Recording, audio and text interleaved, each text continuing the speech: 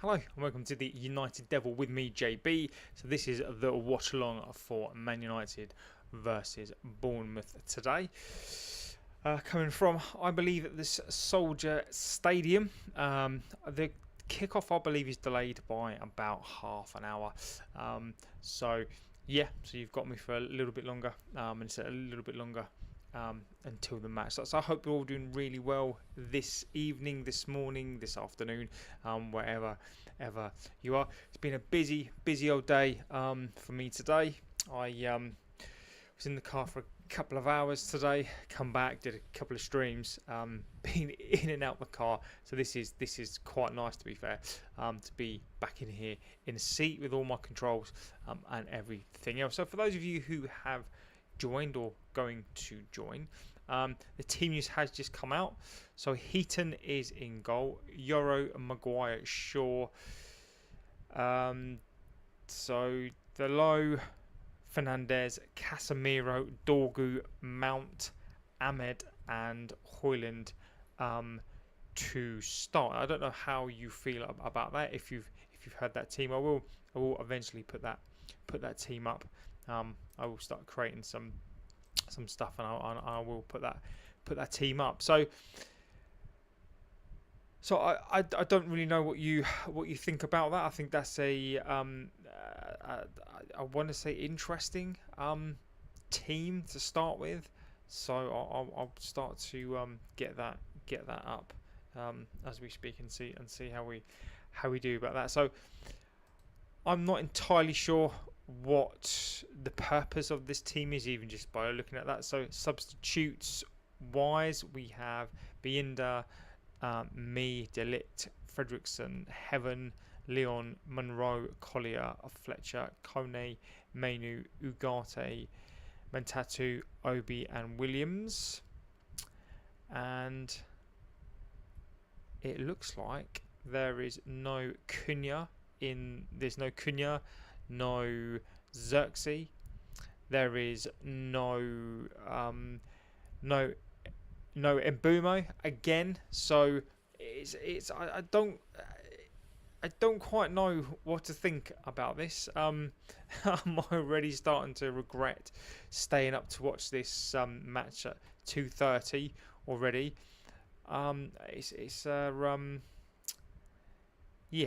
It doesn't look like a good one so far. I'm just going to start filling in the team sheet. So Yoro's in there. Get that in there as well. Change the formation. So I really would love to know what you're thinking about this team. If you know what the team is, I can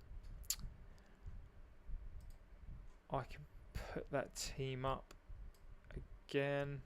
Sorry, I'm just trying to arrange this so I can put this up.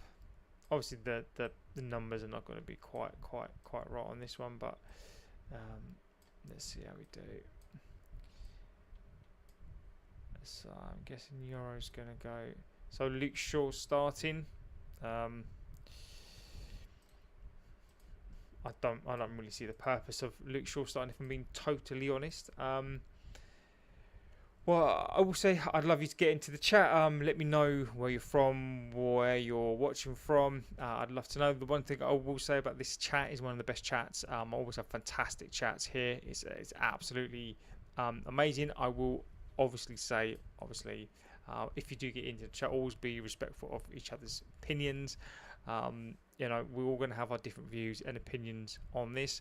I quite like it when we don't agree, but it's always done respectfully. I don't mind a little bit of banter. Had a couple of Liverpool fans who are really good, actually, come in here, and it was really good. So feel free to come in, have a little chat, respect, and you'll definitely get respect back. So whilst we're looking at this, I'm going to start filling in this team. So Maguire, Luke Shaw. If I was on tour now, if I was on the tour,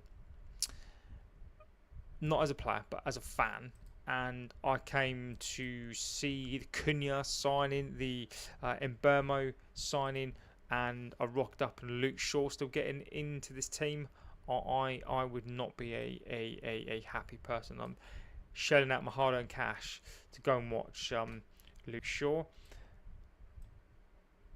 Let me just have a little look at see if the lineups have actually come up properly yet. No lineups yet. So Delo looks like he's in there as well. So Delo is, I think he's playing on the left, so we'll stick him in the left there. Delo on the left, Dorgu on the right. I'll stick him in there. So these lineups have come from the United website. I'm just sticking them in as we. So the kickoff has been delayed by about half an hour. It's due to kick off at 2 o'clock, but has been delayed by about half an hour. So I'm just spitballing really as to where I think what I think we're gonna do. Really, just got that in there. So I would be interested in actually. So today, what do we think of Shesko? So everyone now is coming out and saying Fabrizio, you know, all the other channels and whatever else. If you've watched the show today as well, that we've gone through that, and Shesko. Basically, we have a free run at Shesko. Newcastle, I think, are still, you know, they're still trying to push that deal. They're still trying to hope beyond hopes. But and what I did say this morning is that, and we did say this in the chat this morning, is that the moment that Newcastle start to kind of the murmurings from them start to kind of change, that they're looking at other targets, and the moment that we know that we're in talks with Leipzig, then Newcastle, that's them out, and they won't pursue this deal any further. Now, one of the funny things is that in regards to that, this could inadvertently either scupper the Isak deal to Liverpool, or at least make that difficult for them to do, because Newcastle obviously needs to find a replacement. Now, in regards to that striker, the fact that Højlund is playing up front today, and I generally don't see the value in that already today with Amad's playing. Mason Mount's playing today. I know all these players obviously have to get a run out at some point. I'm just putting in these players now. So we've got Mason Mount and Amad in that team. So I don't know where they're going to play. I'm just going to stick him into the team, and then I'll stick the team up. So got Mason Mount, Amad, Højlund. I'm guessing that Fernandes is going to be playing in the pivot today with Mason Mount, who came in on for the second half against West Ham. I just didn't really think much of him. Casemiro getting some more time as well I think is so this is what I think we're at. So this is what I think we're doing. Okay, let me just get that on screen.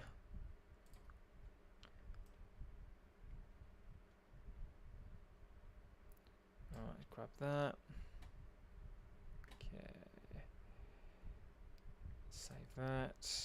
Get that in there. Add that on screen. So I'm just doing the lineups as we're talking now. So feel free to get in the chat. Feel free to come say hello. Let me know if you've been here before, if this is new. Get into the chat again. I love discussing different opinions. You know, it doesn't, as long as it's about the club, obviously.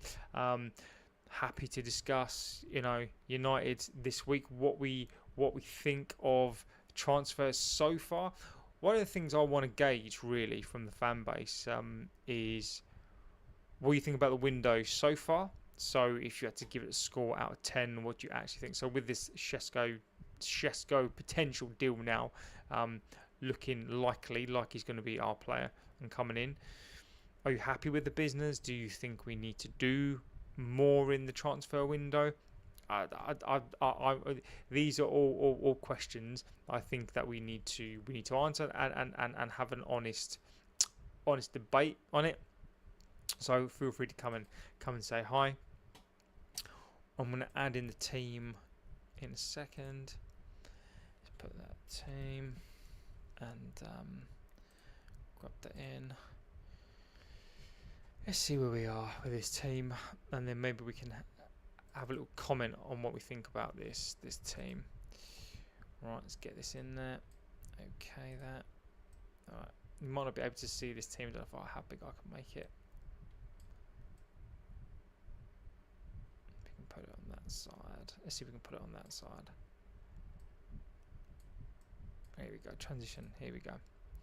So, if you have just joined, then this is the team at the moment according to the United website. So this is where the game is being broadcast on. We're roughly about an hour from kickoff now. So it was due to kick off at 2 o'clock, and now it's delayed by half an hour, which means I'm going to have a late night. But I was looking forward to this game and maybe seeing an Mbeumo. Mbeumo, if you have just joined, is not playing. It doesn't look like he's playing at all. He's not in the substitutes at all. Cunha's not in the substitutes either. So I'm not quite sure what's going on there. Lineup. So we've got Heaton, Yoro, Delo's in there, Maguire, Shaw, Fernandez, Dorgu, Mount, Ahmed, and Højlund. So I've put up what I think possibly the team is going to be. So I don't quite. I think Luke Shaw will be should be left back in the changing room, but he's obviously going to be left centre back. Maguire down the middle. Yoro, then Delo on the left, Dorgu on the right. You could those could switch over. Casemiro, Fernandez in the pivot, Mount, Ahmed, and Højlund.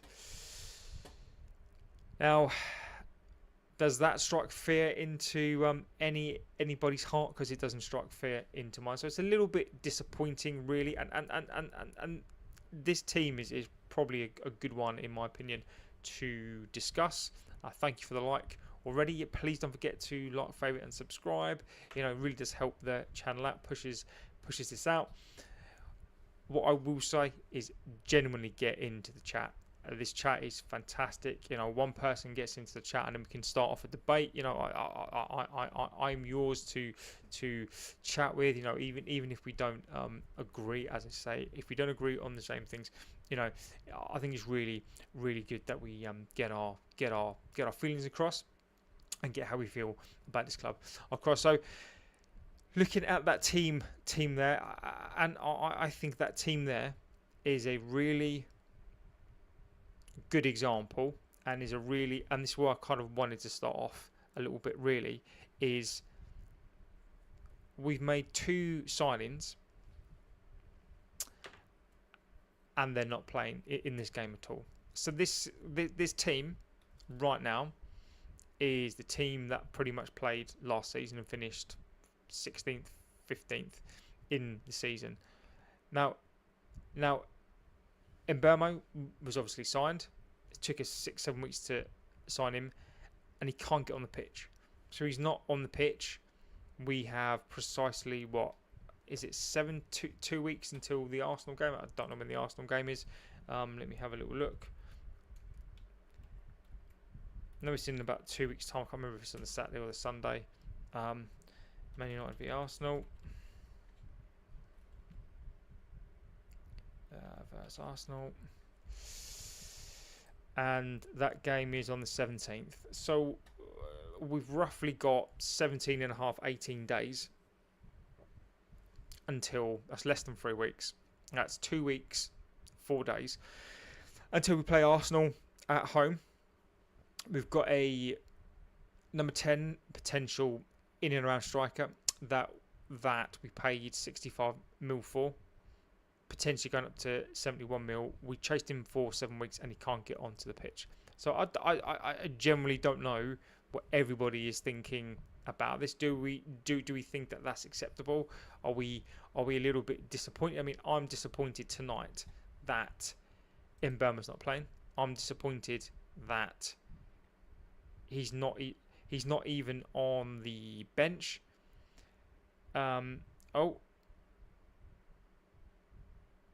But Cunha. So again, this is the blurb from the United website, is that Bienda's on the bench, obviously. Delict, me, Fredrickson, Heaven, Leon, Monroe, Collier, Fletcher, Kone, Mainu, Ugarte, Mantato, Obi and Williams. But Cunha has been rested. And no mention of a Xerxes, no mention of Mbeumo. So it worries me already before we've even kicked off for the start of the season, and that concerns me. Good news, of course, that ports out today that Shesko, pretty much we've got a free run at Shesko, and you know that I think that's fantastic news. I wonder where we've got the cash from. Now, I've always had this belief that we didn't take the money, or we didn't need the money for Bruno Fernandes. So if we did, we should have taken the money. Now, we didn't, and it was said at the time that we didn't need the money to be able to sign players. But lo and behold, we have signed players. And according to reports, now I have to be fair, and I will always say this, is that when it comes to this club, we need to be careful about spin. Okay, so we've been spun around before. We get spun around so many times that we need to be careful. So, contrary to reports, and everybody's been reporting up to this day, up until basically yesterday, that we need to sell to buy. So the Garnachos need to leave before we can do anything.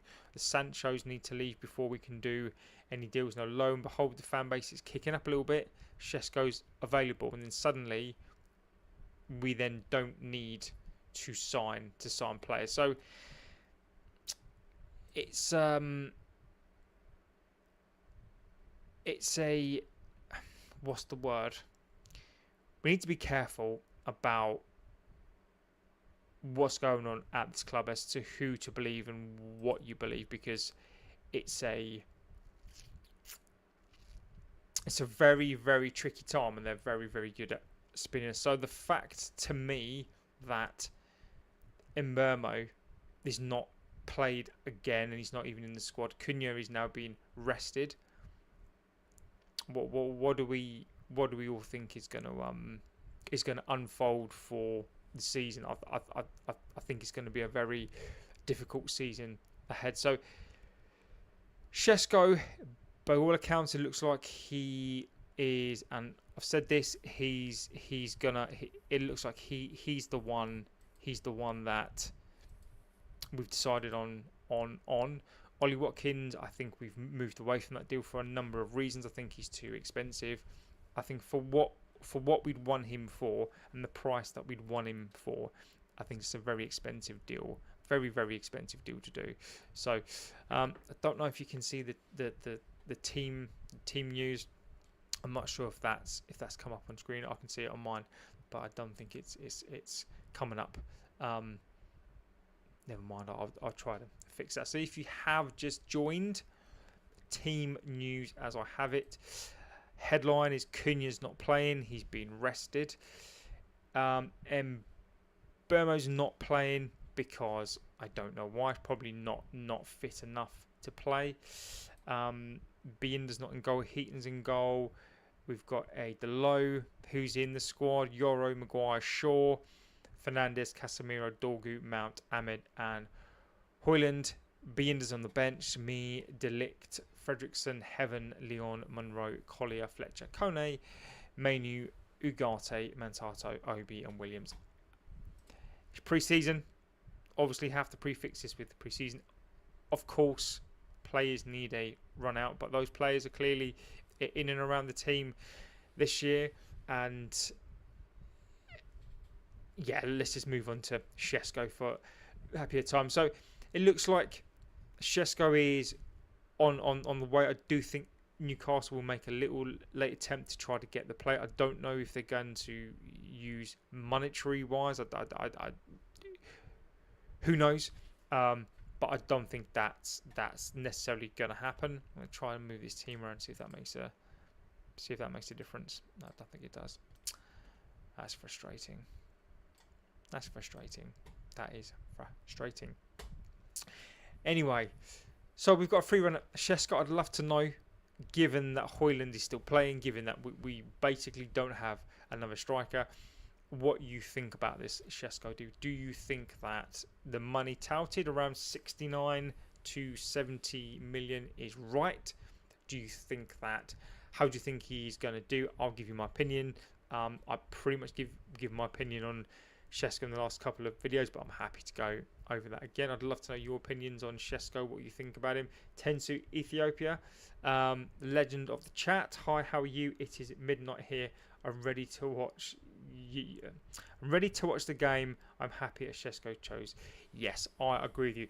It is midnight here. Yet I'm well. It is 1:43 here. Kickoff is delayed, but I think by about half an hour or so. I've tried to get the team up, my friend. I don't know what's going on with that. I'll try to do that again. But I did. There you go. No, it looks like the team is up. Excellent.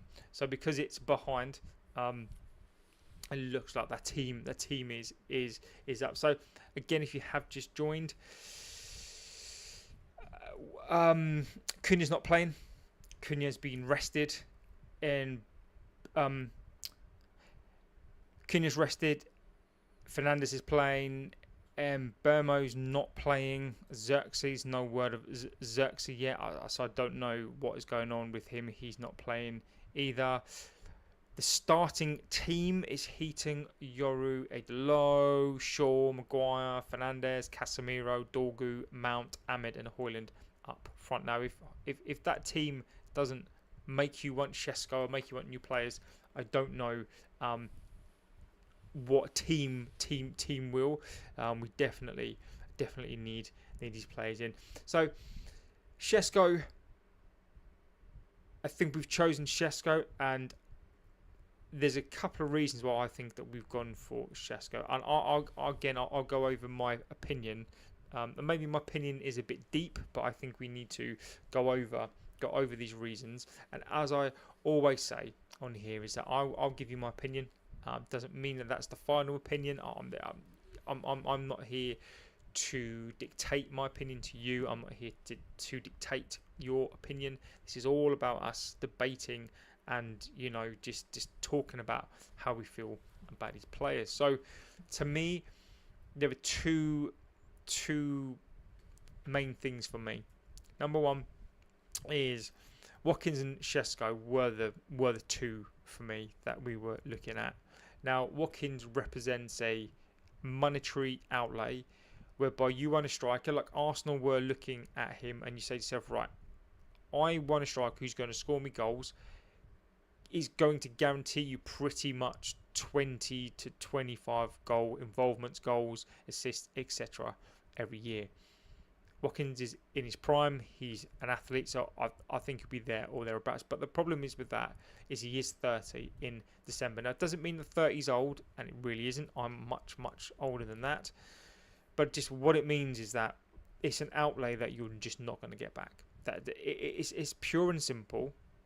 An outlay, you're spending money on goals, and what you're saying is we're spending money, we're going to accumulate, we're going to speculate now because we think that we're going to get into the Champions League, and we're going to buy him as the missing piece as those goals. But that relies on you having a steady team, that relies on you having a completed team, more of a completed team. So you've got your goalkeeper, you've got your midfield, and what you're saying is we need somebody to bang in those goals. We're missing that piece. So you buy him, and you're basically taking that money. So whatever you pay, 45 to 50 million for Watkins, you take it, roll it up, and you basically put it in the bin. I'm not saying because he's not worth the money, but what I mean by that is you're not getting that money back. You might get it back if you get to the Champions League, but there lies the risk. Is if you spend that money and you don't get into the Champions League, then that money's gone. There is literally no comeback. And if you give him a 5-year deal, which I'm strongly against that, then you've got basically a massive sunk cost on your books, and he's basically not going to go anywhere, and that contract will end. And he's going to be 34, potentially injured. I'm going for worst case scenario here, but best case scenario, he fires you into the Champions League. But outside of that, you are taking a risk. Now, Šeško, you can argue as well that you're taking a risk on Šeško. Yes, you are, because you buy him, and 70 plus million is a big outlay for a young player. But financially, it's not a risk. You're not 70 million and chucking it in the bin straight away. He's got basically he's just turned 22. So even if he stays for 10 years and you apportion that money out for 10 years, it's pretty much a bargain. He's all paid for. And even at 30, 31, you could still sell the player for something. Or he gets 27 and he wants to go to like a Madrid. And again, if that happens and he's going to be worth even more money, you've had him for 5 years, you've paid him off, you get money back from him. So financially, it's less of a risk. So there's so many more positives financially for you to buy that sort of play. Højlund hasn't played well, and yet he's still worth around 35 to 40 million. So because of the age, the wage, financially it's not a risk. Also, negative for me is that signing Šeško represents a club who is willing to take a risk, who's not ready. They're not ready yet to push for a Champions League, push for that 5th spot, because you're not guaranteed. So you've almost got an excuse. You've almost got already a ready-made excuse. It's something in my eye. You've already got a ready-made excuse to say, look, give him time to bed in, give this time to bed in. We've not got the players, which then lies to what David Ornstein has said, where United are happy with their squad, but you may not get all the players in. So I think you can look at this a number of ways, but I choose to look at this as we're trying to get an up and coming striker. It's a risk. Financially, it makes more sense, but my worry is that we know internally, and given the lineup today, that we're not ready just yet to make that push up. Tenchu says United will rise again in the next 4 years because of its wise recruitment system of youth players. Tenchu, I think that's a very intelligent observation. I think that's a really good talking point as well. I love your optimism as you always do. You're a legend of the chat, and I do like how optimistic you are. God, something right in my eye. And I would like to think in 4 years. So we can only go by what the club has said. So the club has said that they want to win the title by 2028. 3 years away. Okay, so 3 years away, and you're giving us 4 years, and I think that's a fair assessment and a fair length of time to give a club. Now, we've been doing this, trying to win titles, coming nowhere near for the last 12, 13, 14 years.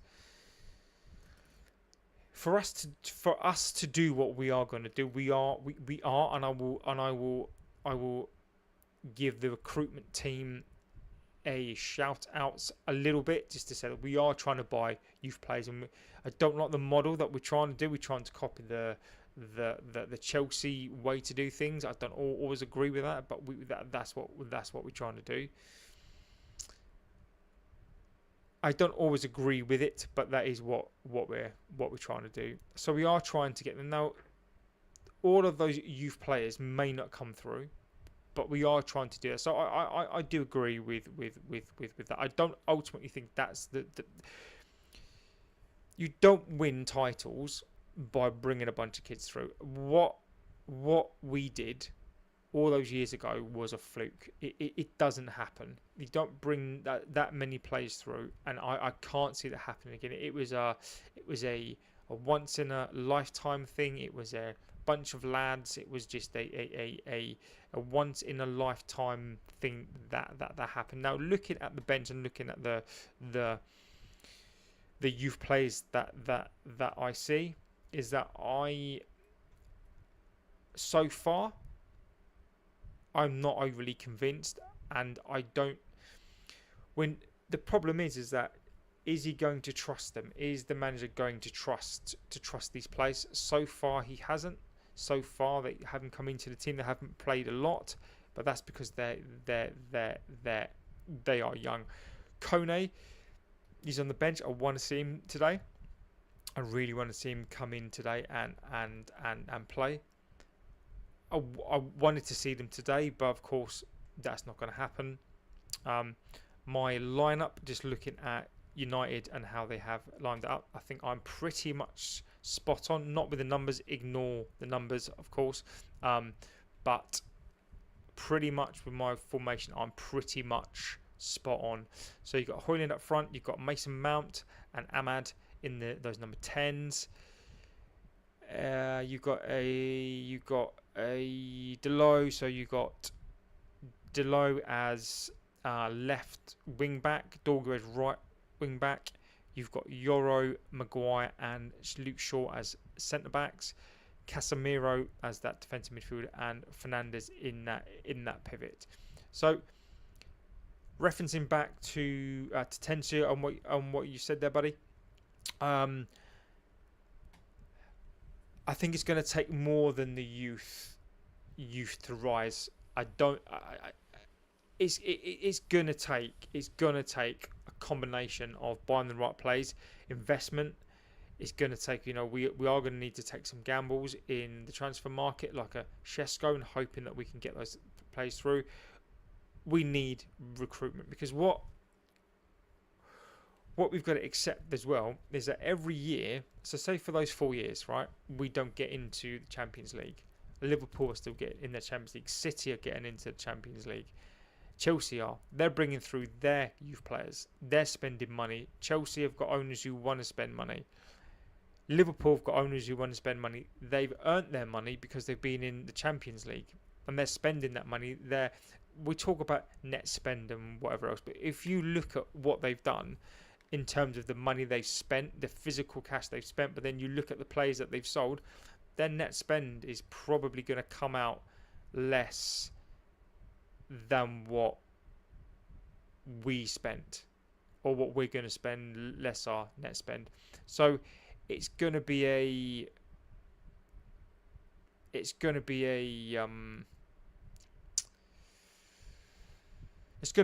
tough time. I just don't see, unless we get into the Champions League and we've got owners who invest, how we actually catch up. That's where I'm at on that. But I don't disagree with you. I don't disagree. We do need a combination, but I'm hoping that our youngsters now are the ones that we buy are going to be ones for the future that can make it. But sadly, obviously, not every youth player can. So Shesko is the one, and then where do we go next? So there's a load of goalkeepers.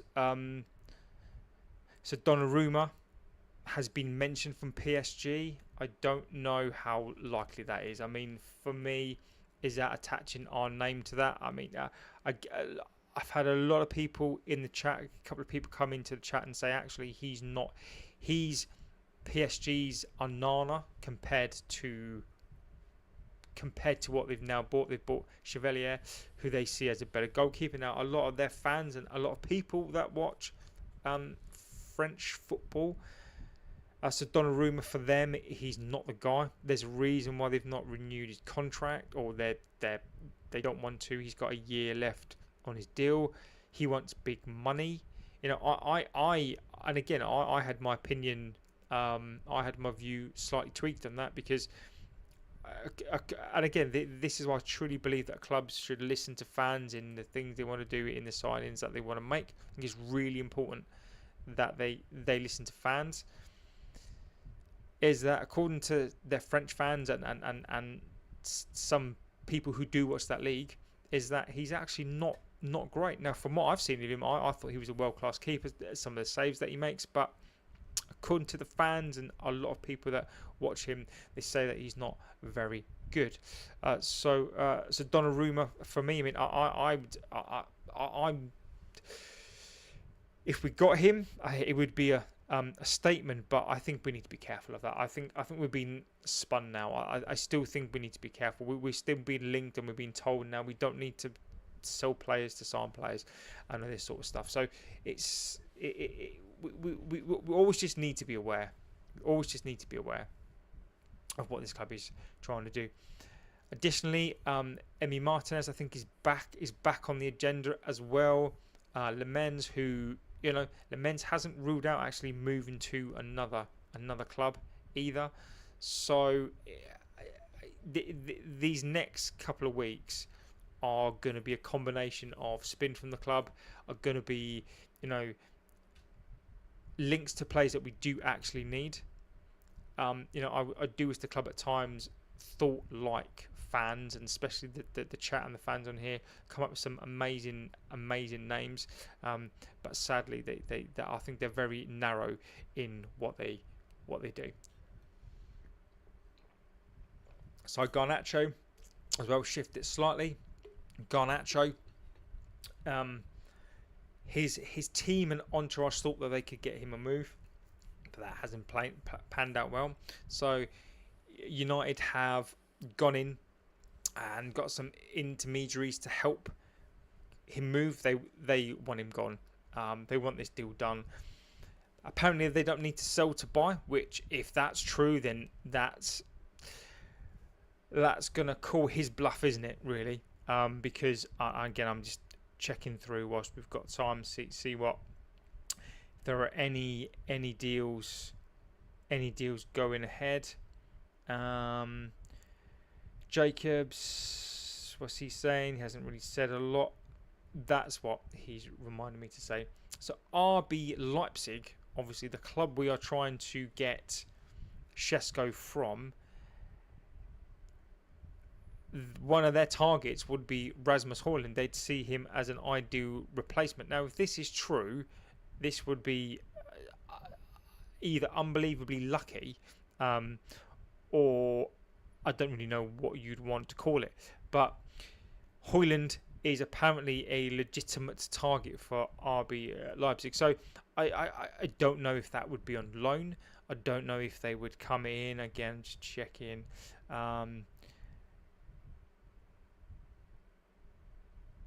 Interesting. So just reading something on Isaac there. So in terms of transfers now, because obviously the game's about to start, it's obviously gone a little bit quiet.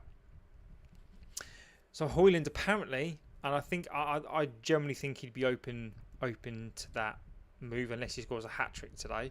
I think the last time I checked as well, West Ham were beating Everton, so I don't know how bad Everton are.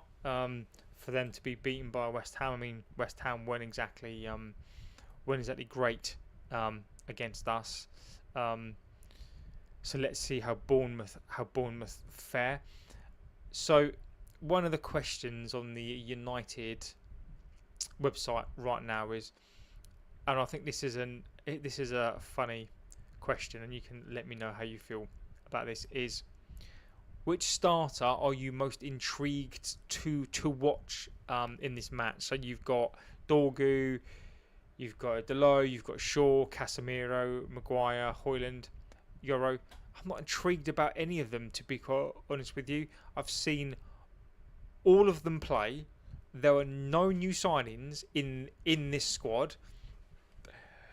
The only upside for me, and this is probably more for the Amarin outers. So again, if you are an Amarin outer, I am more than happy for you to come on here. Not because I am an Amarin outer, I'm an Amarin inner right now. But for those of you who are Amarin out, and for those like me who want to give him time, the positive that I can bring out of this right now is, what have you done with these players? You've got these players and you're having a pre-season with these players. What are you doing with these players? And that's And that's what I'm now looking for in this game. I was looking for patterns of play. I was looking for, what is he going to do? I'm still looking for that. But more so with the new players, I just need to keep reiterating this because we're being sold something new. We've only signed 2 players. We finished 15th last season. We've signed 2 players, 2 of which are not playing. They're not even on the bench. We're not even going to see them. And one of them, who we signed for 65 mil, 6 million add-ons, he's not even fit enough to get on the bench still, and not fit enough to play. Xerxes still not playing either. I do just need to say that ahead of this game, because if you're looking now for a reason for Amorim out, then this is a good game to sort of now start to get a feel for what these players how have these players from last season changed, right? We're going to find that out tonight. Prefix it with pre-season. Over the next 2 games, after this game, we've got 2 games left. And then by Everton, pretty much that's pre-season nearly done. And I can't keep saying prefix with pre-season because it is pre-season. But by this game, we're playing Arsenal in less than 2 weeks. We need to be seeing something now. So what are these players gonna show? What's Mason Mount gonna bring in this game that he hasn't all season? What's Luke Shaw gonna do? What's world class Luke Shaw gonna bring into this team? I learned nothing. I learned nothing from this team in the first half. I mean, Tom Heaton's in goal. That tells you everything you need to know. Luke Shaw, world class Luke Shaw is left centre back again. What does that tell you? Like we're still using Luke Shaw. We're still using these players. What does that show you? And we need to see something, because one of the things that terrifies me is the depth, and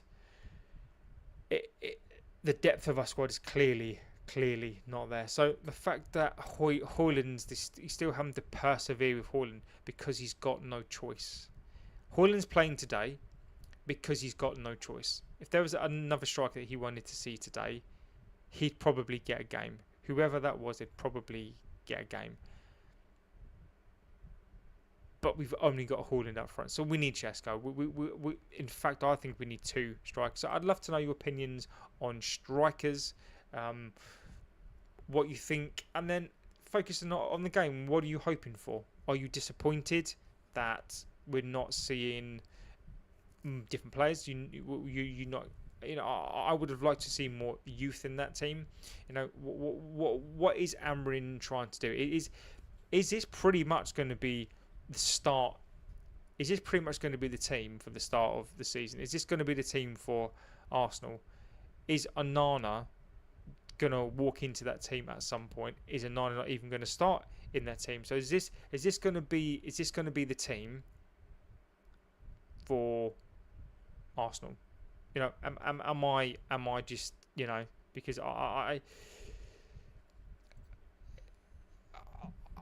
I'm really quite stunned actually by that team.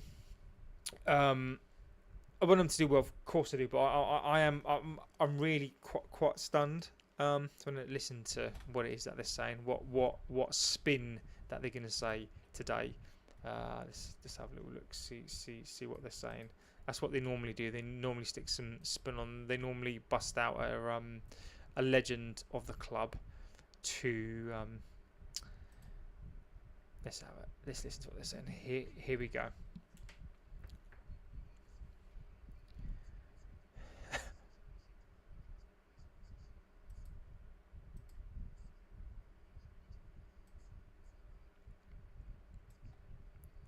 Yeah, so they're already spinning it as this is a depth of squad game. So this is what Amorim is trying to do.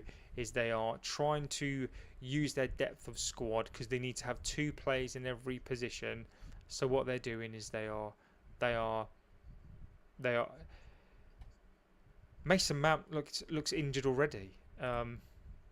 Chief Herb, hey Chief Herb, another absolute legend of the chat. How you doing, my friend? I hope you're doing really well today. I'm not going to lie, I am absolutely shattered. Had a nice 4-hour drive today with the kids in the car, and then basically this morning before we left, streamed again when I got back, streamed again when I was in the car park, dropping them off at gymnastics, and then streaming again now at 2 o'clock in the morning. I'm very well. The things you do for the love of a club, the passion and the things that you do for this club. So if you joined, I'm trying to be positive. I'm going to be positive. It's a football game. It's a football match, and going to try and be positive about this. So we've got a Delo is starting from the left. I think he's left wing back. Luke Shaw left centre back. In fact, I'd switch that round. I think so. Delo is going to be right wing back. Dorgu left, Shaw left-sided centre-back, Maguire in the middle, Yoro right-sided centre-back, Casemiro number 6, midfielder, defensive midfielder, Fernandez, Ahmad, Mounts in the number 10s, and Hoyland as the number 9. So that's where we are. Mbeumo's not playing. He's not in the squad. He's not playing. Cunha's not playing either. Priorities, but after that, yeah, Chief. I obviously there are things that come first, but I literally, soon as anything happens, I'm itching to come back, jump in the car, jump in a room, and to bring to you wonderful people, and of course the legends of the chat. So 2 legends in the chat already tonight. If you don't know, I'm going to say this is the best chat. I've been involved in a couple of other chats and other places over the years, but you know this is obviously unbiased, but this generally is one of the best chats, and you know just feel free to get involved. I will say, as long as we respect each other's views, we don't always agree. If you get into these chats, there are a couple of people that infiltrate the chats and can be quite mean. But you know, I'm old enough to take that. But my biggest concern is that with the people in the chat, we are respectful to each other. Ultimately, if you're mean to me, I can just chuck you out. I don't like to do it, but I will. But it's just about getting our opinions across, and we can agree to disagree on something that we all love. Got old Wes Brown playing. So an interesting thing as well is you've got Wes Brown, right? So I don't know. So there's a constant debate, right? And people use the things that people have won to justify how good they are, right? So for example, the argument between Van Dijk and Vidic, who's the better defender? Now, United fans are going to say Vidic is the better defender because he is. Van Dijk is up there, but they use trophies to justify how good Van Dijk is. Now, Wes Brown has got more trophies than Van Dijk. So technically, if you want to argue, look no further than Wes Brown. Look him up, right? If you don't know Wes Brown, if you've not seen him play, Wes Brown, he's got so many trophies, and I'll tell you now. Wes Brown trophies, right? So Wes Brown, for example, he's won the Premier League 1, 2, 3, 4, 5. Wes Brown's won the Premier League 5 times, won the FA Cup twice, the League Cup twice, Champions League twice, FA Cup, the Charity Shield twice. So it's just really funny. Like whenever I see Wes Brown, like he's won so much in the game, and people always forget him. So if anybody ever comes out and basically goes, oh look, you know, in terms of cups, and they want to tell you how good a player is based on their cups, look no further than Wes Brown, because people overlook Wes Brown all of the time. I'm not saying he was the best defender. I'm not saying that he's better than Van Dijk, but Wes Brown is so underrated. Honestly, he is, in terms of cups won, he's up there with anybody. So Wesley Brown, and actually he was good as well on Championship Manager 2000 I think it was. Brilliant, absolute underrated player. Moscow, yeah, 2008 Moscow, exactly, Chief Webb. He was in the squad, mate. So Van Dijk, he's a sleeper. So he's a sleeper. So I do love a little bit of Wes Brown, and he's still knocking around the place, isn't he? So do love a little bit of Wes Brown. So if you do join, obviously feel free to give us a like, favourite, subscribe. It's free. I mean, it's all free. Just a like does just literally help out the channel. It pushes it out there. Brings more people into the chat. As I say, I do not dictate pretty much what we say on here. I more steer it. This is your community. This is my community. This is a place for us to get together and watch football, have a bit of a chat. I'm already trying to improve OBS. With some names up there now. So I'm trying to up my game as well. So you're more than welcome here. Has some Liverpool fans on here as well, because they clearly haven't got their own place to go. They were funny today. Really like their banter with Liverpool fans. If there's any of any other fans from any clubs, you're welcome here as well. Happy for the banter, as long as it's nice. Happy for you to join in with obviously the best club in the world and the biggest club in the world. Whether you agree with that or not, that's up to you. Yeah. So back to the game. Basically, the don't know what you'd call them, the MCs, if you like, before the game, they're doing their best. They are doing their best to sell this and promote this up there. No Mbeumo, no Cunha. I mean, I cannot believe Mbeumo hasn't played a game yet. Like, it just goes to show when Sir Jim basically said we need to walk to the right deal, not run to a bad deal. It's not a bad deal, but we've just walked to pay whatever the club wanted to pay. So Brentford basically changed the rules of the game, and we still played it anyway. So it baffles me. It baffles me what we were trying to do with that deal.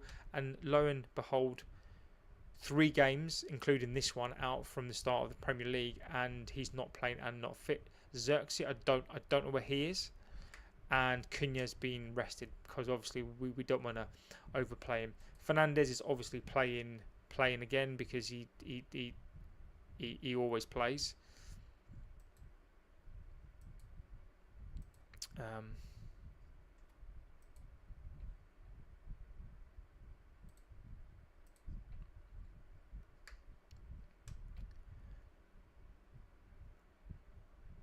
not sure what happened there. The camera decided to die there, which is not handy, is it? So back to, so they're now just talking to stuff on there. So the game's about to kick off in about 15 minutes. Obviously they're warming up as we speak. So Xerxes had a knock, I heard. Yeah, I haven't really heard much really. I mean, he's not played now for, this is the 3rd game. So I don't even know if he's had a pre-season. I mean, I was one of the players. I mean, one of the things I do want to put out there to the chat is say, other than the new signings and the potential new signings, what other players are you looking forward to seeing? What other players are you looking forward to, hoping that they're going to progress? So Xerxes, for me, what was disappointing for me last season was I thought fans turned on him too quickly. I thought fans turned on him too early. I mean, young guy, only here for a couple of weeks. Pre-season, he didn't get one. And fans turned it in really, really easy. Now, there was a point where he was going to go, right? I think he was out the door. He wanted to go. I think what I appreciated, I didn't want him to go at all. I thought he needed time, particularly being with those toxic players. And one of the things I really liked about Xerxes was that he decided to stay. He decided not to run away. He decided that he was going to stay and fight for his place. And towards the back end of the season, I thought he was brilliant. I thought he was such a good player. And I really want him to have a really good season. I don't want him to have another season where he's out here and there. I want him to get into this team. I think he's better than Mason Mount. I'd have him over Mount any day of the week. Ahmad, I like Ahmad, but he's not a number. Is he a number 10? Maybe. Is he a wing back? I don't think he is a wing back. I'd rather see Xerxes in and around that number 10. I like he's big, he's strong, he's got good feet. I really want to see him play, and I'm really disappointed that he's not been given a chance, or he's injured to play. So he's one of the ones that I want to see. Chief Herb, I got a bad feeling like pre-season supposed to be team building in and around the field. I guess Xerxes and Mbeumo be handling the fans' meets for now before we witness some cooking. Chief Herb, I want to have your optimism. I really do. I am hoping that's what's going to happen. But if they don't have a pre-season, we're going to have a player we spent 65 mil on chasing for 7 weeks, and he's not going to play. I mean, that's not good enough in itself. Amarin better not use that as an excuse. You summed it up, mate. I can't, Chief. I can't say anything better than that, my friend. He can't. How can he use that as an excuse? But he's going to have that excuse, isn't he? I want Amarin. If Amarin fails, where I'm at on it, if Amarin fails, I want him to fail because his tactics are not good enough. I want Amarin to. I don't want him to fail, but if he's going to fail and he leaves the club, for me to hold my head up and say, look, to other fans before we get bantered, is that he's gone because he wasn't good enough. Right now, we don't know if he's good enough or not. Some people may already see it and go, you can already tell. I can do that with some sort of player. I can do that with players and almost go, look, I can see they're not good enough. Right? I can see that. But with Amarin, am I blinded by... This is what I'm going to ask myself this season. Am I slightly blinded by the fact that I don't want another manager to get sacked? He needs time. I want to give him a couple of years. I do think he needs that.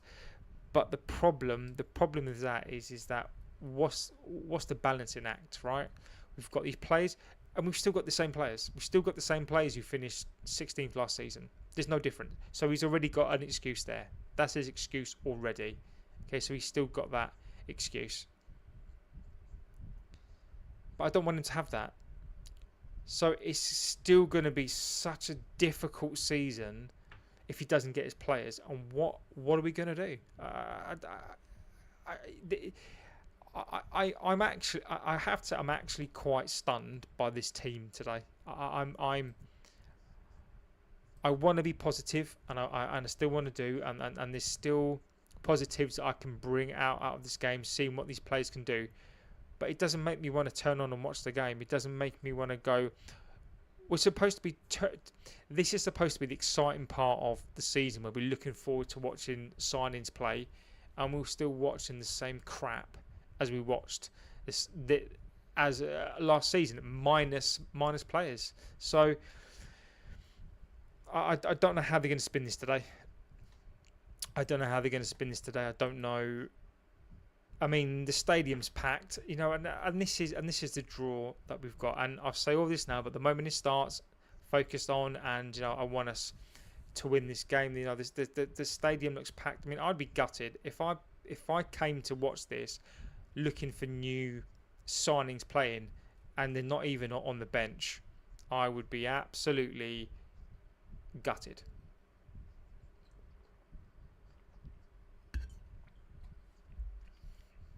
Oh, here we go. Here we go. Every player is going to want to go, and again, this is exactly what you need to be careful. Every player wants to come out and show exactly what they're made of. Well, why didn't they do that last season? Why did Luke Shaw go to England? Why did he not play for the whole season and then go to England? That's my issue. I'm not going to learn anything from these players today. I'm looking for Dorgu. I think Dorgu, Yoro, I give Yoro the time of day. Ahmad, I like Ahmad. Casemiro, lean, mean, fighting machine. I don't know what we're going to learn from 33-year-old who's going to go at the end of the season. He's basically here for a farewell tour. So I don't know what we're going to learn. Højlund, what are we going to learn from Leeds and West Ham and the last 2 years? Is Amorim going to basically change the player and turn him round? I don't think so. I don't think so. Just waiting now for the teams to come out. Waiting for...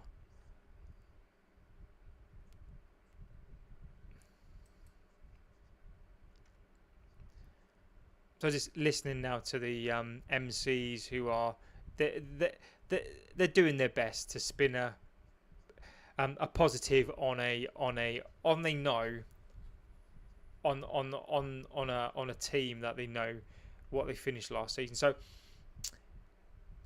if you are Amorim out, or if you are like me, Amorim on the fence, and want to see what he's going to do with these players, I think this is the game for you. This is the game for you, because we're going to see what Amorim's been doing with these players. So if those of you who say that Amorim hasn't got tactics, hasn't got formations, and like myself wondering what he's going to do and the improvements with these players, we're going to see that. We're going to see that now. We're going to see that in this match. So we're having all these pre-match, these questions. What's your best pre-match hype song? Mason Mount always looks tired. I mean, the guy looks tired, and he's just doing like an interview. Who do you trust with the music? Who cares? Who do you trust with the music? Xerxes. Apparently, Xerxes is good with the music.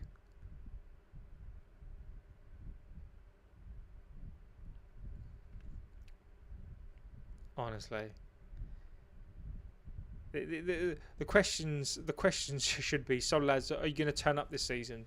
Are you going to listen to the manager this season? Fernandes, are you going to stop shooting from 25 yards? Fernandes, are you going to stay in your position, not run around like a headless chicken? Højlund, are you going to make some intelligent runs? Mason Mount, are you not going to be injured and actually play? Luke Shaw, are you world class? I mean, these are questions that I think that all we need answered.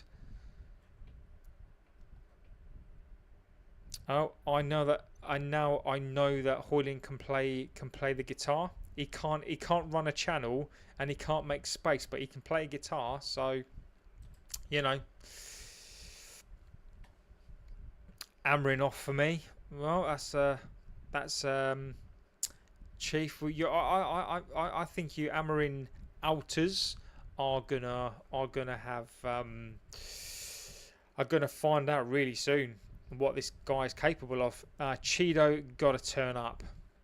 Yeah, Cheeto for me. I mean, he's a kid, right? I mean, I don't want to start putting. I get what you're saying, but I don't want to start putting pressure on a kid. He's 17 years old. I mean, he's earned his place. You know, you look at what he's having to learn from. Højlund's having to learn from Højlund, who can play guitar. It's okay. Højlund can play guitar. Everything's saved. Højlund can play guitar. He can't run a channel. He can't score a goal. He can't finish, but he can play a mean C chord. So, you know, maybe Amorim's been strumming a guitar with him, and they've been having like a little sing song. Maybe that's what they've been doing. You know, maybe they've been apparently there's loads to play for here as well. So there's loads to play for here.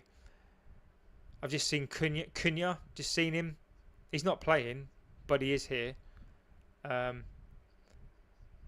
Apparently, right. So apparently there's potential in this squad. They just didn't show us the potential last season.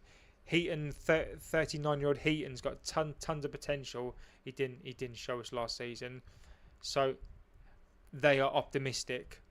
So the club are optimistic. The MCs, just before the game, is saying that they are optimistic that this club can show the potential that it didn't show last season. Anyway. Right. To the match itself. They're on the way out. Soldier Field in Chicago, Illinois. That's where it's at today. And it looks like a pretty packed stadium. At least they got one person on the thumbnail right, I think. I think I put Billing on the thumbnail, and Philip Billing is playing today. So I got that thumbnail right. So Delo on the left for the lineup. I think he's on the right. You've got Yoro, Maguire, Luke Shaw. You've got Delo, Dorgu, Shaw, Maguire, Yoro, Casemiro, Fernandes, Ahmad, Mount, and Rasmus Højlund up front. Bournemouth, I'll try and go through the lineup. Petrov and Go, that's the new signing. Hill, Zabrini, Sensi, Ajero, Tavernier, Billings, Solier, Semenyo, and Quattara. Evan Nielsen. So I think even Bournemouth have got a new signing in that, or at least two new signings in their team. We've got zero. We don't have any new signings in our pre-season tour game. Our second game out of 3, we've got no new signings, not even on the bench. That is where we're currently at with all this.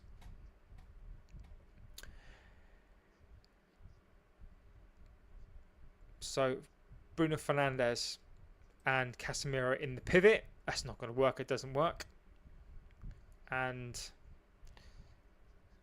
let's see how this goes. Just waiting now for them to kick off. I mean, if Shesko does come, I mean, I've seen a load of posts saying, imagine that front three, of Mbeumo, Shesko, Cunha. Right now, it's just a dream. Like, we've got no new signings currently playing in our team. Nothing on our bench. It's going to be really tough.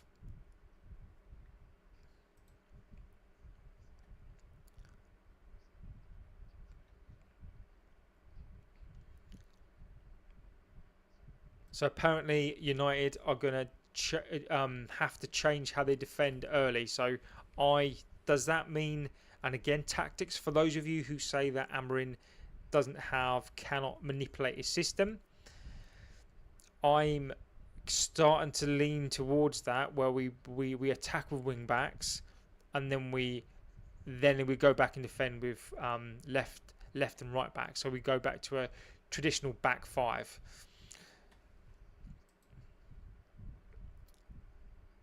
So let's see. It saddens me to watch Luke Shaw play. People may be a Luke Shaw fan, but it saddens me that he's still playing for this club. Saddens me to see Mason Mount, number 7.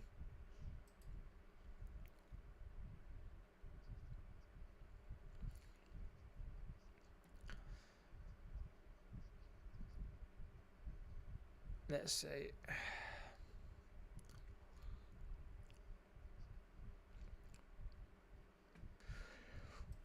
apparently the first 15 minutes against West Ham were really, really good from Rasmus Højlund. That's what they're banking on. 15 minutes apparently were really good. What about the 65 minutes? Right, come on. Positivity head on now. Right, we've kicked off. So it's going straight back to Heaton. So United, Soldier Field, Bournemouth in the Premier League series of tournaments. Semenya's running straight at Harry Maguire. Dorgu's got the ball. He's attacking down the Bournemouth right. Dorgu has the ball. Ahmad's on the ball now. Keeping this ball, get this ball down. Ahmad to Fernandez. Back to Ahmad. Casemiro.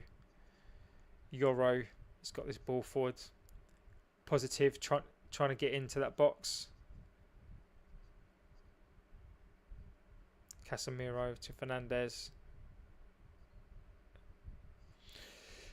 They seem to be keeping the ball down, so you can clearly see what they're trying to do. They're trying to keep and they're trying to win that ball and keep that ball in that centre, high up in the Bournemouth half, and they're trying to keep that ball moving and keeping it forward. So Mason Mount's on the free kick. Yoro, no, Fernandez. Mason Mount's over the ball. Fernandez needs to leave him take it. Fernandez is obviously buzzed around like a fly. Mason Mount's going to get this ball in. No, he's not. To Ahmad, get it in the box. Delow's going to cross to the box. Should have crossed that first time. So not a bad move there. At least they're trying to get the ball into the box, trying to cross the ball over. Tulip play, hello, legend of the chat.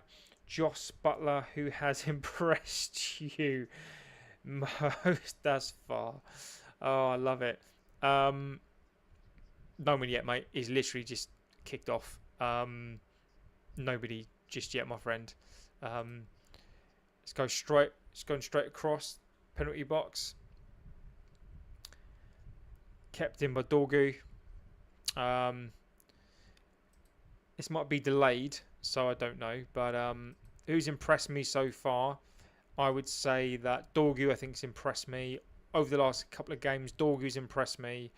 Cunha's impressed me. Cunha's impressed me a lot. Yoro has impressed me a lot. Other than that, I think everyone's been quite steady. Manu has actually as well. Ugarte, so that's a good ball there by Badallo.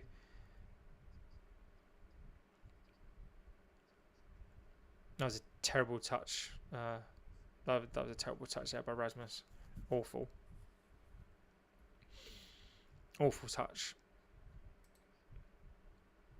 I thought so. So far in pre-season, Tulip, Dorgu, Yoro, Ugarte, from what I saw of him, Manu, Yoro, I think I've said him, Dorgu, Manu, Ugarte, Cunha. Cunha for me. Cunha just looks like he fits in here as well. What about yourself? Who is? Hope you don't mind the name stuff. By the way, it's hilarious. I love it. It is hilarious.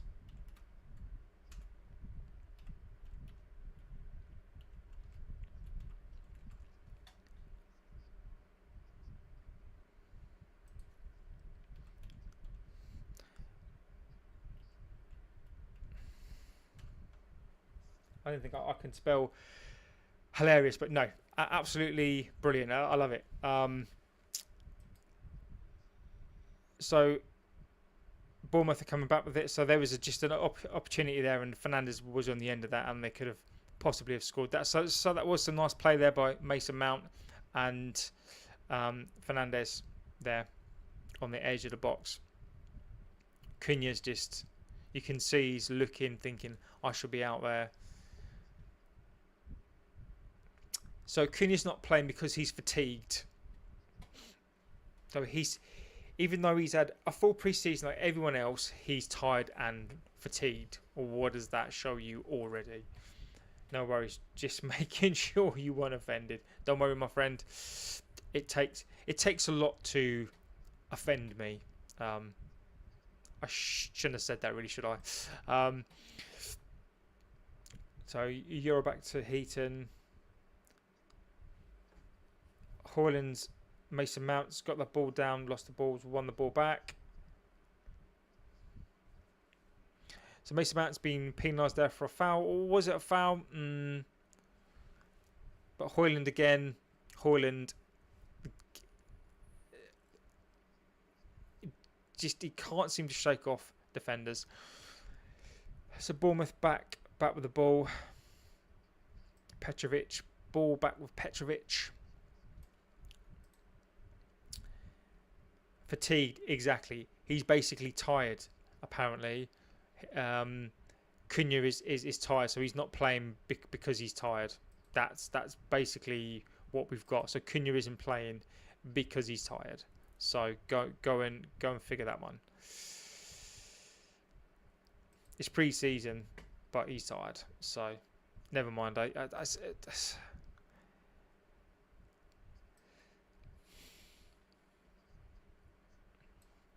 So Bournemouth are trying to probe now down the midfield. Now this is where I'm sort of looking to see where if Bournemouth can get down that defence. The ball won back by Luke Shaw.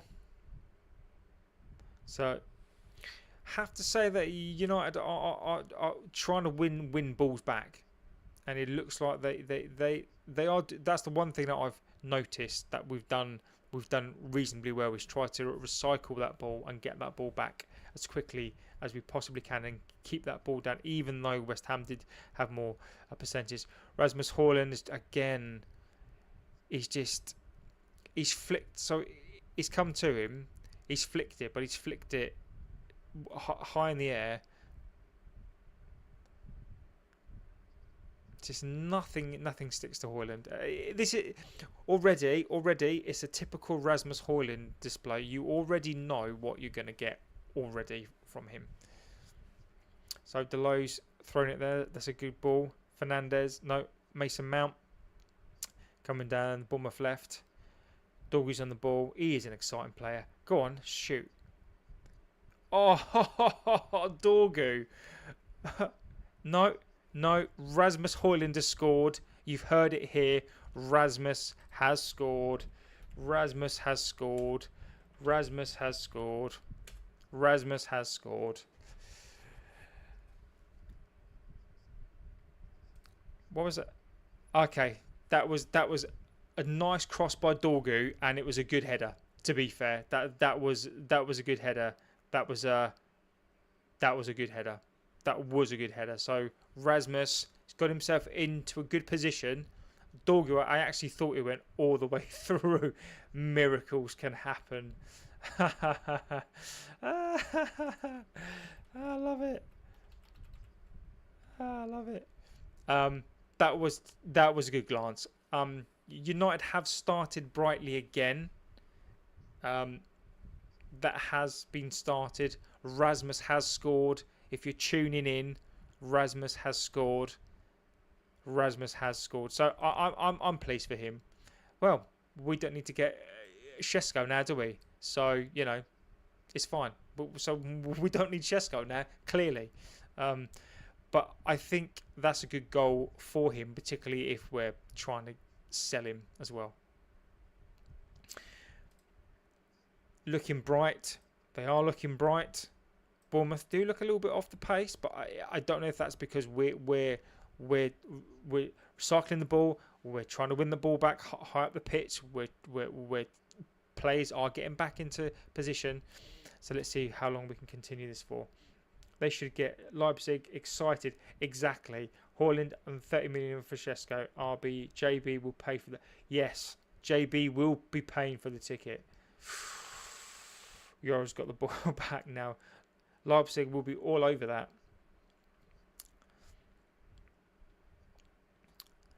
I certainly will pay for the plane ticket.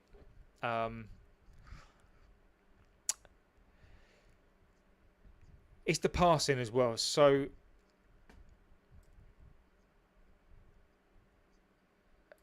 the low needs to, again, it's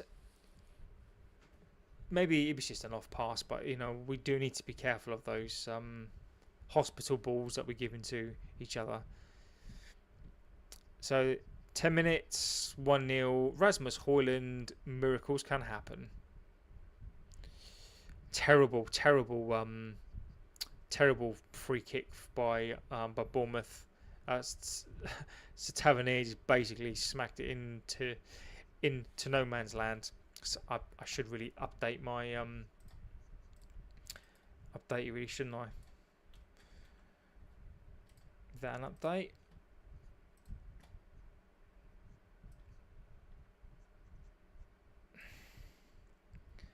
Save that in there, and all the excitement. I need to change over that score.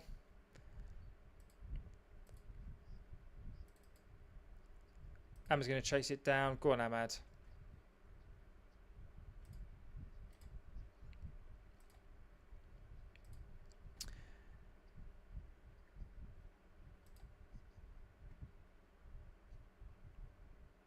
On YouTube, I haven't got MUTV, so relying on you, John Bradshaw Layfield. Mate, I'm massive fan, mate. I remember when he was in the APA, in the Acolytes Protection Agency, mate. So I know about that, mate. I go well back. I go well back in them days, my friend. I go well back to probably Jake the Snake, Ultimate, Brett the Hitman Hart, the Warrior, Earthquakes, all sorts, mate. All sorts of stuff. Let's go. Exactly, mate. Exactly. Bournemouth into the box. Get it clear, Luke Shaw. That was by Højlund. So we're going to get clear. So we're going to break now with Ahmad. Go on, Ahmad. That's your pace. Oof. Come on, Ahmad. Ahmed's got some pace on him. Not nicely won back though. Casemiro is going to get the ball in the box to Dorgu. A little bit too long for Dorgu. That goes out for a goal kick to Bournemouth. I do have a Brett Hitman Hart action figure though, a rare one too. Oh god, I think I've still got all mine upstairs. I've got Brett, Hulk Hogan, Warrior, the what are they called? The Road Warriors and Animal and Hawk. United win the ball back. The Montreal Screwjob was always living infinity. I watched that. I remember that. Old Heartbreak Kid, Shawn Michaels. Yeah, I remember that. He got screwed over. Yeah, they did him dirty in that one, but he was going to go to WCW. So, but apparently though he went after McMahon though. He punched him in the face. So ups and downs. So as we stand, United have started off the game bright, looking good. Højlund with a goal. Couple of bad touches from him early doors, but again, he works really hard. He's that midfield of ours, that midfield pivot of Fernandes, Casemiro, and then you get the two number 10s are looking solid at the moment. There is definitely a press within the team. They're pressing together and defending together. Oh, that's lovely. That really is lovely. Really nice. So Mason Mount looks like he's playing that number 10, who's kind of, I dare say, not quite box to box, but he's getting in there for numbers. the press. There was a lovely little flick by Mason Mount around the corner towards the centre of the pitch to get Fernandes loose, and there was a bit of a Fernandes loose ball. The Doggy's now got the ball on the left hand side, and he's calling plays to come in so we can get that ball back to Dorgu. I like Dorgu a lot. Coming back to Ahmad. Yoro's playing really high up the pitch. What is obvious is that our centre backs, Yoro's playing high up the pitch. Casemiro loses the ball there. Bournemouth are breaking. Semenyo running through the middle. Oh, Luke Shaw. That was a good tackle there by Luke Shaw. They're trying to. I need to see that again, but the commentators are over egging that a bit. It was a good tackle by Luke Shaw. Semenyo was going to be right through, and Luke Shaw had to make that tackle, so he has done well with that. So apparently Luke Shaw's turned on the burners. Honestly, it's at times it's embarrassing. It really is. It was a good tackle, but he didn't turn on burners. He hasn't got any burners. That's unlucky there. Euro again, really tidy with it. Delo losing the ball again, but recycling it, getting it back. Casemiro keeps doing these little backflips and he's annoying me. He needs to stop that. Just get the ball down. Mason Mount's going to drive forward. Rasmus Højlund through. That was good by the goalkeeper there. United get the ball back again with Mason Mount to Fernandes. Back to Mason Mount. Back to Dorgu. Dorgu's going to run at the left back. At the right back. He's going to get the cross in. No. He did himself there. No. Bournemouth have won the ball back in their own half. They've been pressed. Wow. So United have pressurised Bournemouth into giving the ball. It's some good pressing. That's the one thing that's quite obvious, that they are pressing and they are forcing Bournemouth into errors. So this is definitely chalk and cheese to Leeds. This is more of West Ham performance so far. Really good in the centre of the park, which you don't really hear that much. Dorgu's won that ball again. He's going to get it in the box. Go on, Dorgu. Bournemouth have got that out. It's gone down again.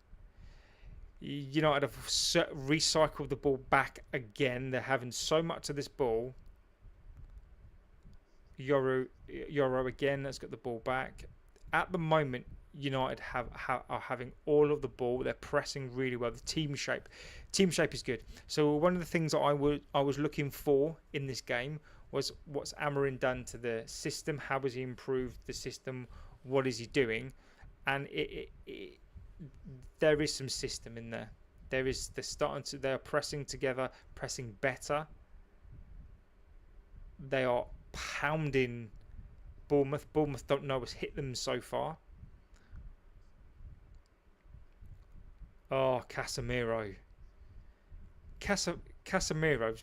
He's doing these little tricks and these little balls around the side, but it literally looks like he's on a farewell tour already.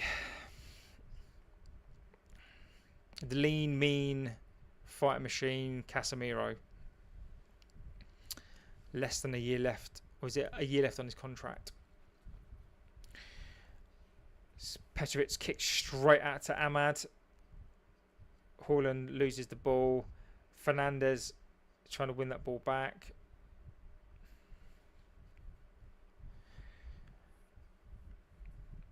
Let's come back to United again. Bournemouth cannot get this ball down. They cannot retain this ball. Euro again with another good ball forward. There's nobody there. He's just trying to get the ball forward. I mean, they're limited options for him there, but he's trying to get it into that space behind. Rasmus, surprisingly or unsurprisingly, is in that space. So Bournemouth come forward again. Casemiro is come right over the top of that ball. That's a great tackle. Delo, great tackle. Great tackle, Delo. That was very, very good. So they didn't show the Luke Shaw tackle again, but the commentators went nuts over it. Apparently he turned on the afterburners and it was the most amazing tackle. I thought it was a good tackle by Luke Shaw, but I've not seen the replay of that. But Delo, that was a great tackle. That was a very, very good tackle. Very, very good tackle. Euro to Delo. There's a little bit of a Rasmus is going to chase this down. Petrovic is forced into kicking the ball long and it's come back to Luke Shaw. Fernandes has the ball just in the Bournemouth half. Dorgu. Luke Shaw. Back to the keeper. They're still not looking. It's acres of space down the right hand side, but they're not seen it early enough. So that was a ball back. Casemiro, Fernandes, Rasmus. This is great. Oh, they're working these little triangles. These 1 little 2 touch passes, which I get, and that's nice to see. But the execution still isn't there, and Rasmus is still not making those runs just yet.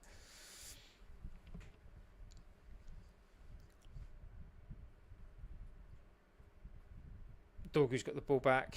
Free kick.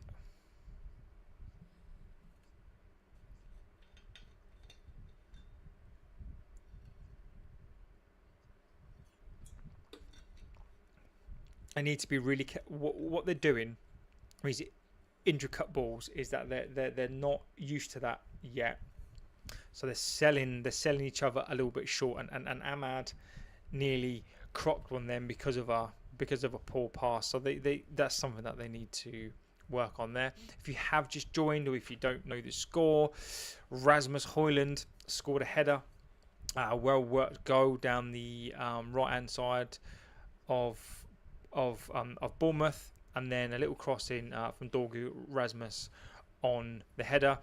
United are playing well. They are cycling the ball extremely well. They're pressing. Obviously, the press has slightly died down a little bit now because they've been doing it pretty much since the start of the game. Mbeumo isn't playing. He's not even on the bench. He's not starting. Cunha's been rested because of fatigue. He's tired. So there are no new signings in this squad. But they are playing reasonably well. Mason Mount's doing some nice little things. Dorgu, I think, is having a good game.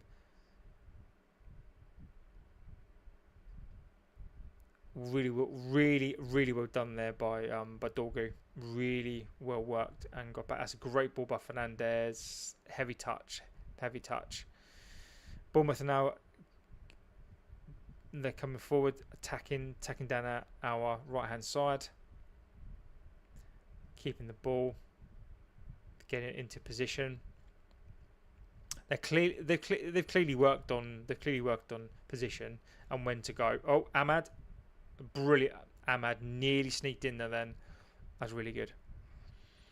Bournemouth coming on the attack, little ball forward. Keep this ball down. Fernandes, Dorgu, Luke Shaw, Fernandes. That's nice by Fernandes. Mason Mount, Casemiro, Fernandes, Yoro. I like how Yoro moves. He reminds me of Rio Ferdinand.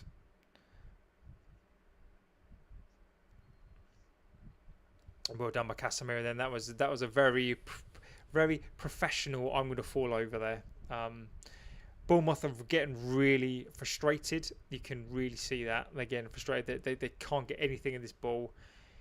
United are flattering to deceive in some respects. They've got some nice little things they're doing, some nice little intricate plays. Oh, he's through. Go on, Dorgu. Go on, Dorgu.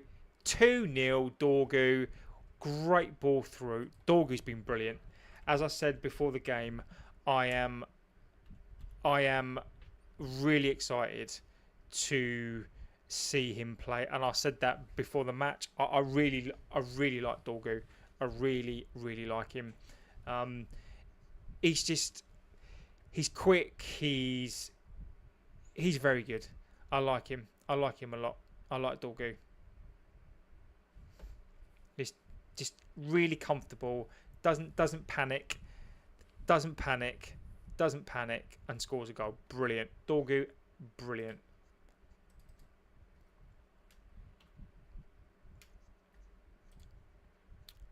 I think the goalkeeper could have done better there. It wasn't a powerful shot. It wasn't the most amazing shot in the whole world. But they've got another goal. They've scored a goal, which is always what we need. So he's so strong. Dorgu is so strong.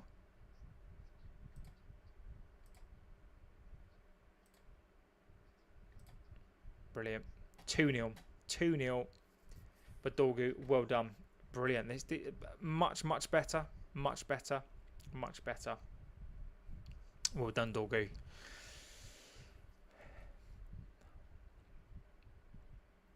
Let's get back to it. United, here they come again. They're coming again with Ahmad. Unlucky.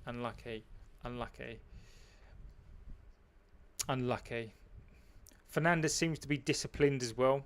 Seems to be disciplined in that centre midfield role. He's being a conductor.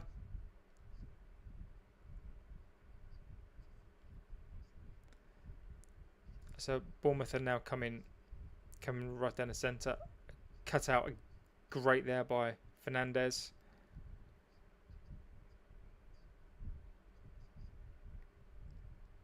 United just seem to have more players on the pitch than Bournemouth, but as we know, there's always a sucker punch in there. Bournemouth are now coming forward, trying to get onto this ball. Rasmus is pressing out. The moment that ball goes back, they press. There. United now. It's look really comfortable. Billings on the ball. It's gone back. Coming down our right hand side. United all back in their position, all back in the shape. You can hear shouts. Press him. That's unlucky. United, they're not letting Bournemouth have any space at all. There is just no space to be had.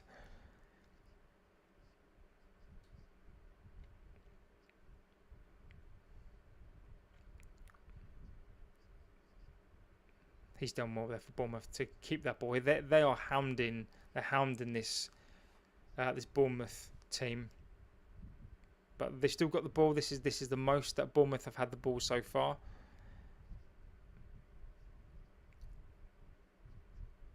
Ouattara's coming down this line. That's unlucky. Yoro's there. Yoro's got the ball. Nice and calm. Casemiro, not great there by Yoro. He's giving the ball away to Billing. Straight through. Semenya, goal. No, offside. There's a warning. There's a warning there. Already. Yoro gives the ball away to Casemiro, who's dawdling Casemiro. Gives the ball away. Semenyo, ball through, goal, and that's how quick this can happen. So Casemiro just on the edge of his own box. Just who's gone down? World class Luke Shaw's down. Luke Shaw is down.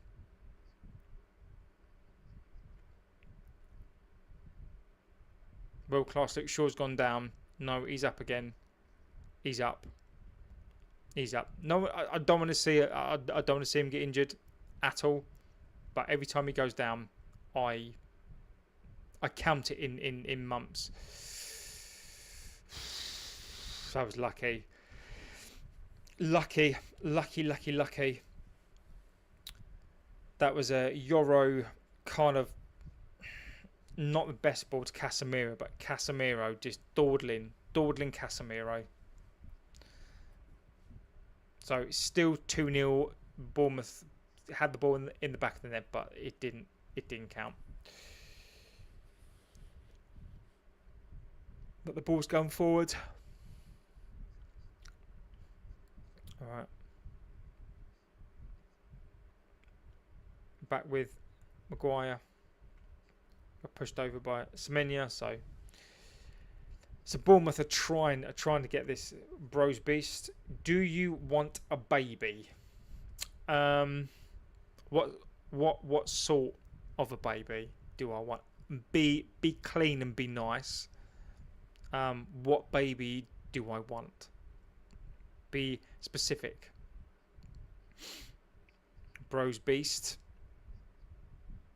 I've got my eye on that comment. So be nice. Oh, he's gone through. Go on, Dorgu.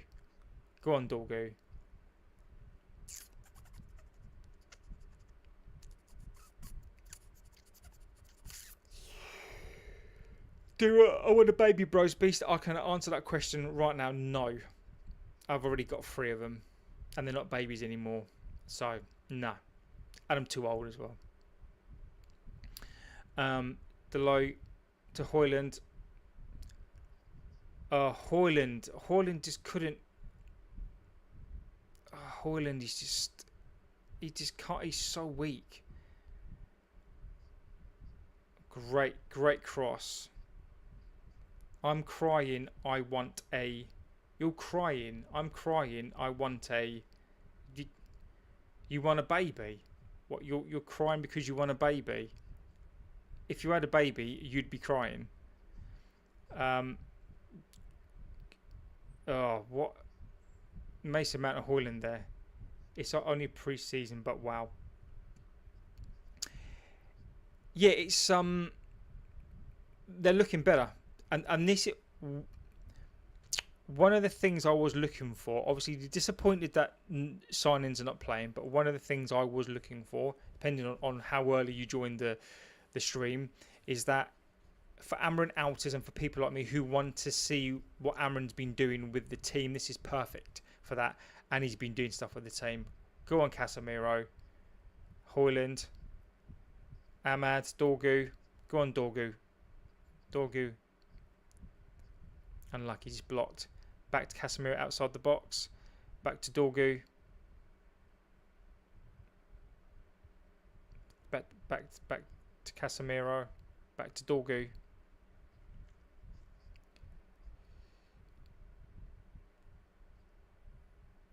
Euro. They're keeping the ball extremely well here. Ahmad. Euro. So Deloitte comes short. Keeping the ball. Deloitte. Fernandez. Casemiro. That's well done by Casemiro. That's no.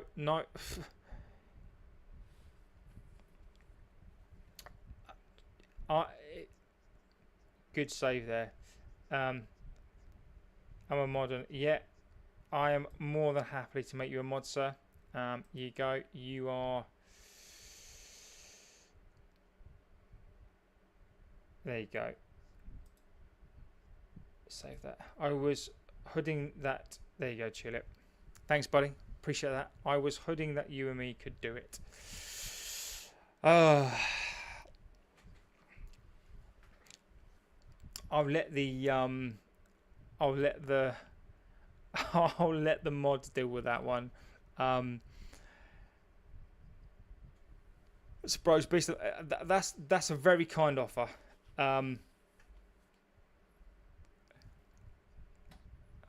Also, but do you know what? The more girls in in the chat, the better as well. So I'm glad that you clarify that, just in case I called you, because you don't know these days, right? And I call everybody mate, to be fair. Oh, well done. That's a cheer place. Thank you. I appreciate that. More girls in the chat, the better. I've got three daughters. So, and I'm trying to get them into football. So, you know, the more girls, the better. So thank you for that. I appreciate you being a mod, and of course a legend of the chat completely.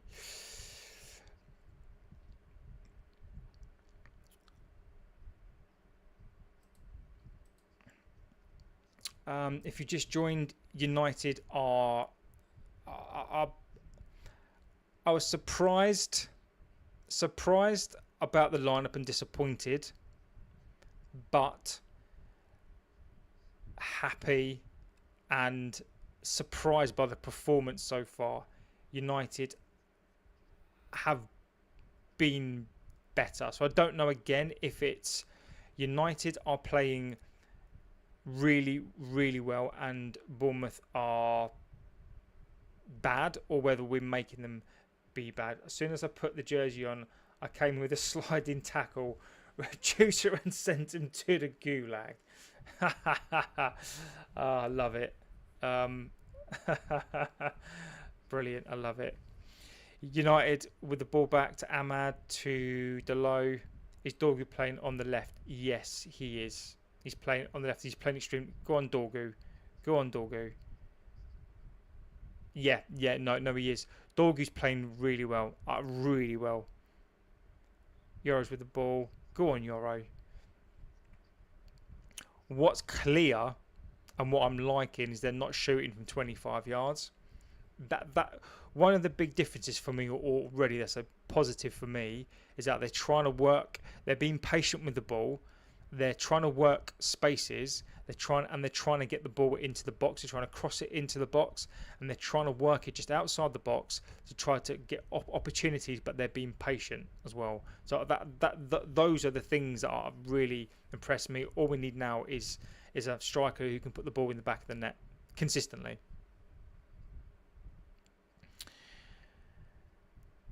Euro with the ball, straight up, straight forward. Hoyland can't quite get it. Maguire just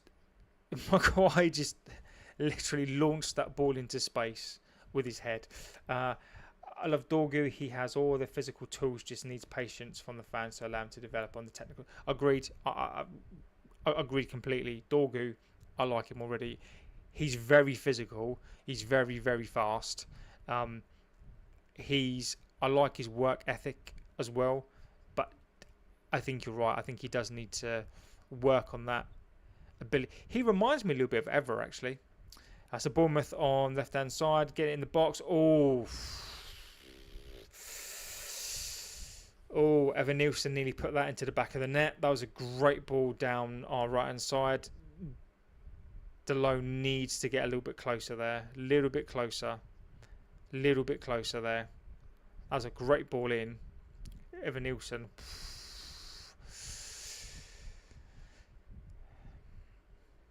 That was unlucky then. So Bournemouth should have.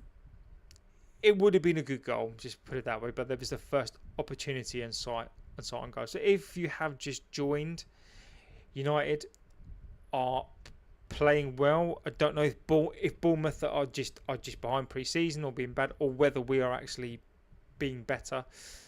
Pressing extremely well, getting the ball back, recycling it from front to back. When we then defend, we defend as a unit and come back, and then we break forward as a unit as well. Looking to play those balls around the box. Happiness ATM. I'm from Nigeria. I love you, man. Much love to you. Nigeria, love it. Welcome here, of course. Love you too. I'm loving the positivity. We're winning 2-0 in a side I thought was going to not be great, but we're playing really well. And Rasmus has scored, so it's all good. Dorgu reminds me of Udogi, but even quicker with highest ceiling. I see what you mean there. stocky, strong, quick, and plenty of upside. Yeah, I like Dorgu a lot. Yeah, I whoever picked him out, Dorgu, although he was expensive, but tell you what, he's looking good. So now I can go and watch my match with joy. Joe, you've made me happy. You've brought me joy. So thank you for that. And you can watch this match. Let's be happy. We're playing well. We've got this. We're getting this ball forward. We are hitting the balls over slightly, but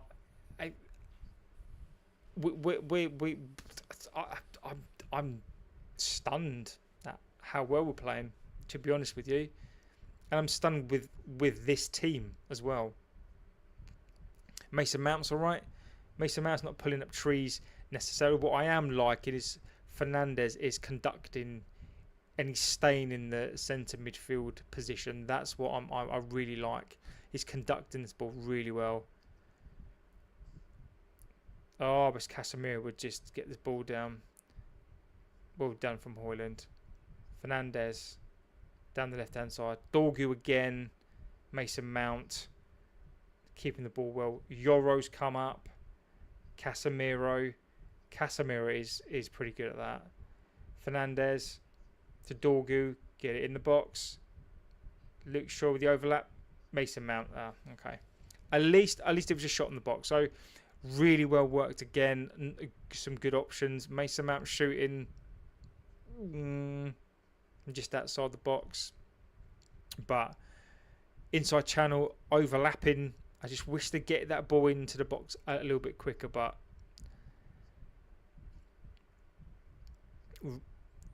Bournemouth are terrible right now. Terrible. Ahmad's got the ball.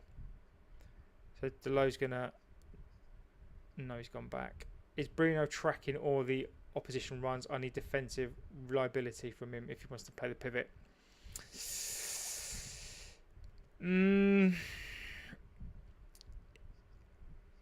He is tracking back.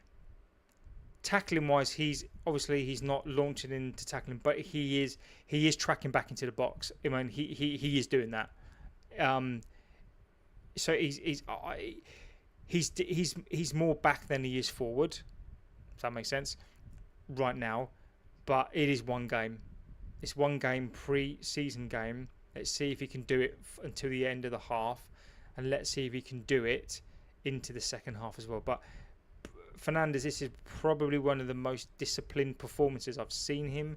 He's staying in the position he's been told to. He's only coming forward when he needs to. He's running back and he's getting back into that defensive position. So when Casemiro goes forward, Fernandes is coming back, and then obviously at times they are going to get forward together, but one of them is trying to come back when either Casemiro or Fernandes is trying to come forward. So he is and he's conducting. So Fernandes he's in that role where he doesn't need to be the star. He's not shooting, he's not trying to shoot, he's trying to basically create play, but also trying to break up play as well. Mason Mount, I don't know. I know what he's trying to do, but for me, he's not physical enough. So Mount, for me, Mount's fine. He's not playing badly, but that's a great ball. My only issue with Bruno in the pivot is possession and positioning. He needs to be extra careful with possession and discipline with possession. Do you know what? I'm glad you said that, because that's exactly. Those are the critiques, and those are the little bits and pieces that that I'm looking for as well. And he's starting to go on. Ahmad, he's chased that ball down. Ahmad's not physical enough. Brilliant. So to go to that point there, from what you just said there, Fernandes, I just watched him with that ball, and he moved backwards. He broke the play up, passed it off.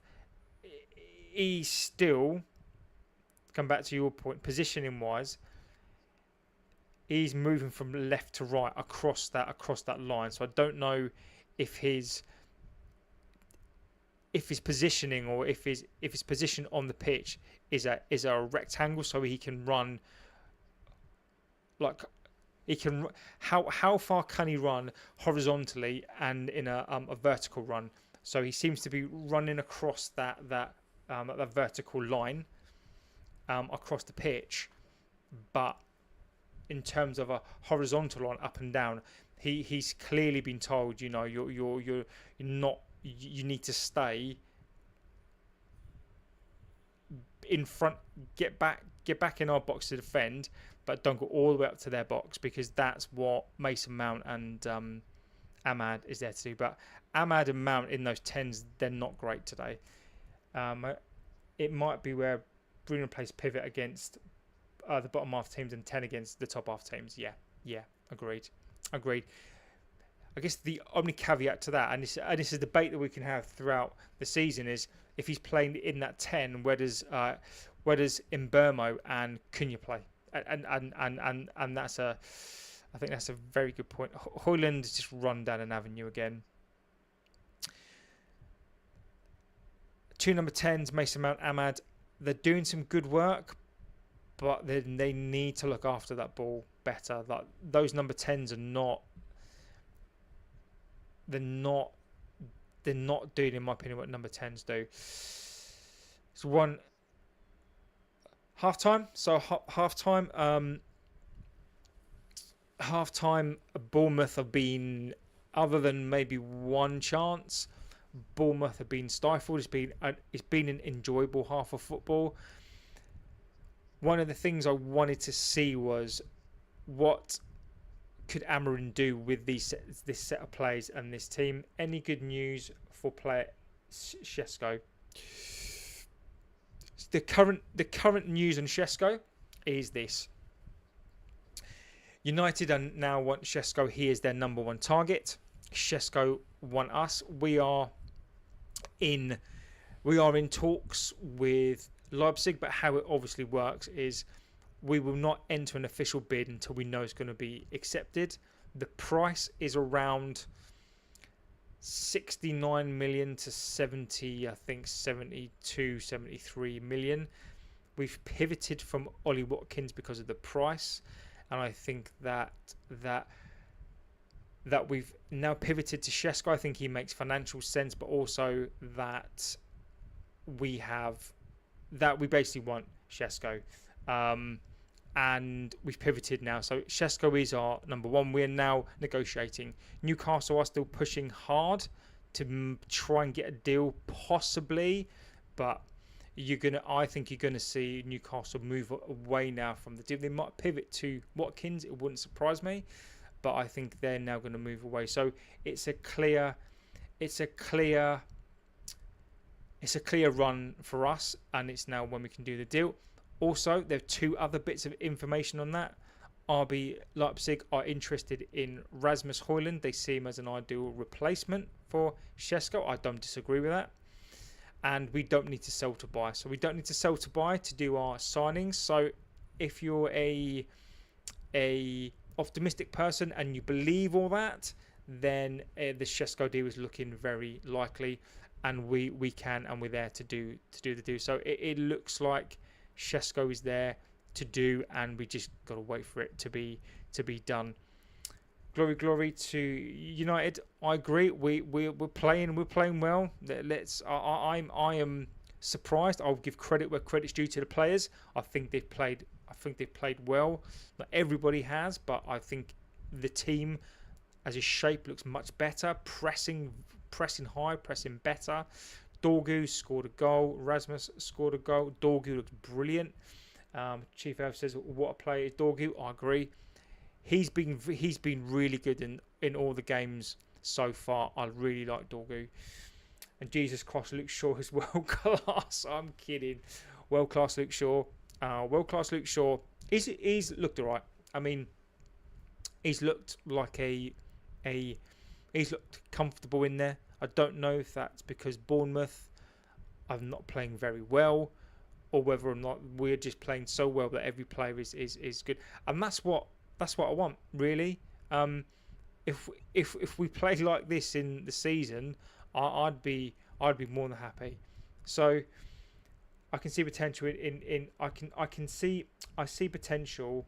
I'd rather keep Højlund and still get Šeško. Chief Herb, I agree with you. I think we need 2 strikers.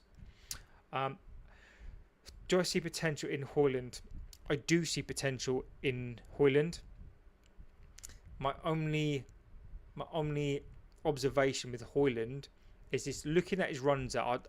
Again, it depends on how you look and how you watch football. For me, the ball bounces off him. He's not sticking to him. He's still not making those runs. He can't spin off the defenders, and it's not always his fault. But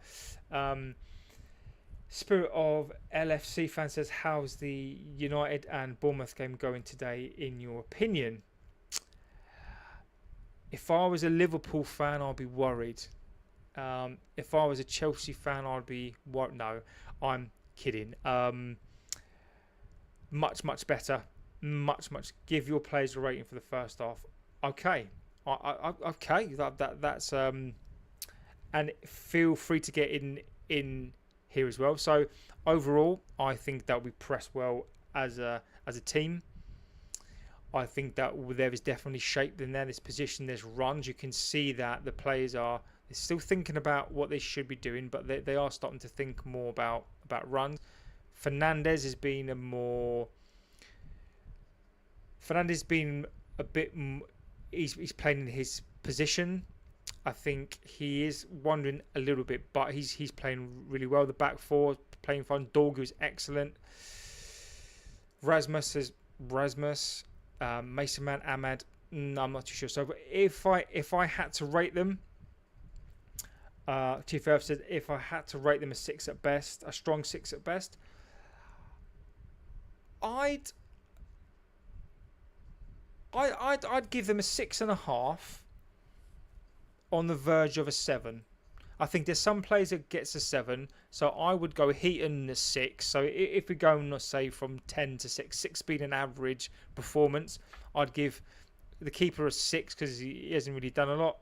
Euro 6.5. I think he's been steady, not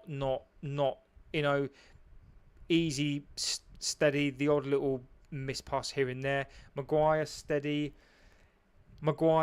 Steady 6. I think he's been a rock in there. Steady 6.5. Luke Shaw 6.5 as well. So I think the back 3 I think have all been quite equal. Luke Shaw made a tackle and he's not injured himself, so I'll give him another half for that.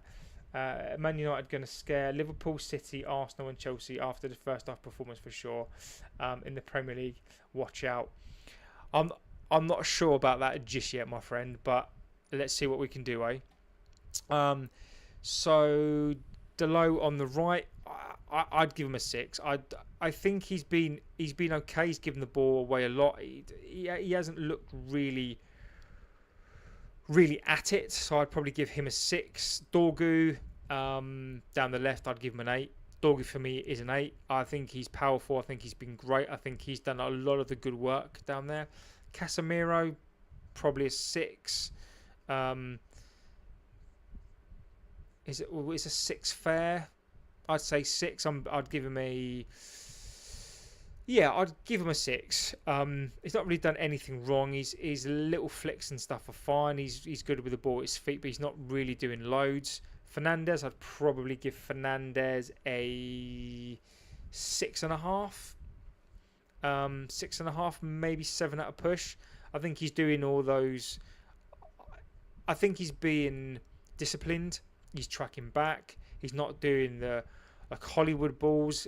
I'd give him a 7. Ahmad, probably a 5.5. Mason Mount, maybe a 6. Ahmad, 5.5. He's not really doing a lot. He's getting pushed off the ball. I don't think he's a number 10 for me. I think he's more of a forward right player, so I'd give him a 5.5. Mason Mount, maybe a 6. He's done some good stuff. He's good with the ball at his feet, but he's not pulling up trees really. Hoyland, generous 6, I think. Again, I don't think he's doing not amazing stuff, but he is working hard. So I'd probably give him a 6. So I think all in all, I think 6.5. You could say 7 in context of the game. Or that so Bournemouth are not great. So I don't know how much of it is. I mean, our closing down, our recycling the ball has been great. Our forward play hasn't been good. We've looked comfortable with the ball. 2 goals, do they flatter us? Maybe slightly, just in terms of I don't think our forward play has been good, but our overall play has been. Let's have a look at what we're saying. No, we ain't scary, bro. I agree with that. I'm full in love with United in 2008. So was I, my friend. I was full in love with them since 1987. And it's been a bad habit that I can't shake. Dorgu's a bargain. Gotta love the lad. Dorgu, let's get consistency in with him. But I agree, he looks like the real deal. Prefixed with preseason, but he's looking good.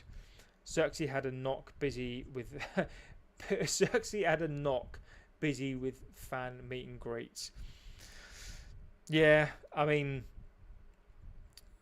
I don't know where Xerxes fits in really, if I'm being honest. Cover for a striker, but Xerxes for me, as I said at the top of the show, he's one of the ones that I wanted to see. He's not getting a pre-season. I don't know. Doman 15 year looks good. Yeah, I agree. I've not seen a lot of Max, but I agree it does look good. Got to give credit to Ahmad surviving the physical team. Yeah, Ahmad's getting put through it. He really is, but he gets up. Ahmad as well was one of those ones where I don't know. He needs a position. He needs to run in the team. I don't know where Ahmad is. He a number 10? I think Ahmad for me right now looks like a squad player. He's better than a squad player 100%, but when you're looking at the number 10s and what Amrin is trying to do, is Ahmed a wing back? I don't know. So Ahmed could be in for one of those seasons where he needs to force his way into the team. Happiness ATM says, can Man United be great? Yeah, they can be. Anyone can be great as long as they do the right things, they sign the right players, they do the things on and off the club right. I'm going to try not to get on my soapbox and right now and say anything too bad. I wonder if the score's changed yet. I'm going to try and change this score, so I don't think it's changed. Take that off. See what we can do.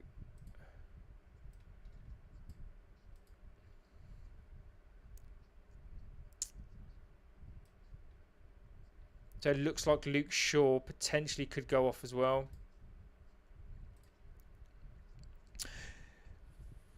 So surprise, surprise, Luke Shaw looks like he could be injured. Let's have a look. Rio also looked good at 16. Yeah. Exactly. Yeah. This I like Yoro, and I know he's a bit older, but Yoro for me, he reminds me of Rio a bit. He's got that. He's just got that long legs, and it's just the way that he runs. He just reminds me of that type. But I think his ball control is better than Rio's already. I definitely think he's got a higher ceiling. 1987. Now you look younger, JB. Come on, you're too kind. The grey hair and the grey in the beard would suggest otherwise. But yeah, I take the compliment, and I think it's very, very kind of you to say that. But yeah, I was 4 years old when I started supporting them, so since 1980, 87. So yes, it's been God, it's been a long time, hasn't it? Luke Shaw always injured like Gomez. Yeah, Luke Shaw, I think he's coming off. It's a dead leg, but we all know what that means with Luke Shaw. We all know what that means. So,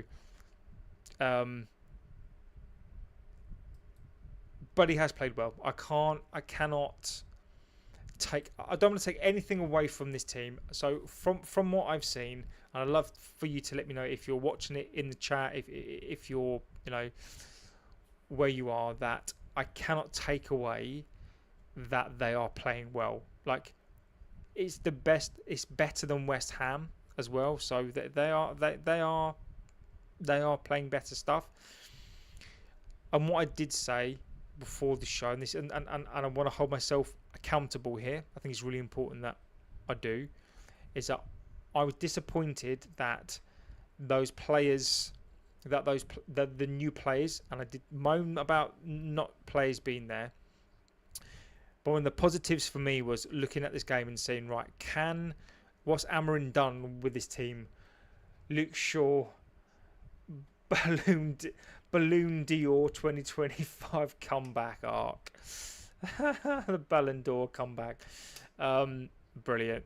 Yeah, he's Luke Shaw's he's done, isn't he? Memory 2007, 2008, 2009, please for life. Yeah. Yeah. I feel very fortunate that I lived the era of just before Fergie. I saw us win the first league, and then I saw us kind of do all that, and now I'm living the these years. But hopefully we will get them back. Availability is important in football. Spirit, I couldn't not agree more. Sometimes availability is the greatest strength of a player, right? There's a change. Delict's coming on. It's not for Luke Shaw. Maguire's coming off. So Luke Shaw's coming on. So give him his due. But Delict is the one coming on. See if I can spell Delict right. So Delict is coming on instead. So I'll see if I can change that team over.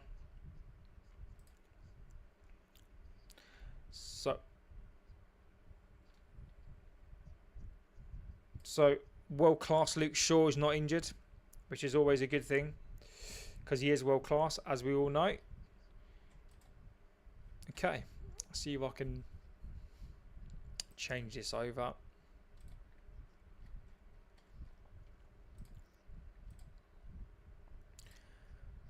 There we go. So hopefully that's changed over. So let's see if we can look at. Let's have a look.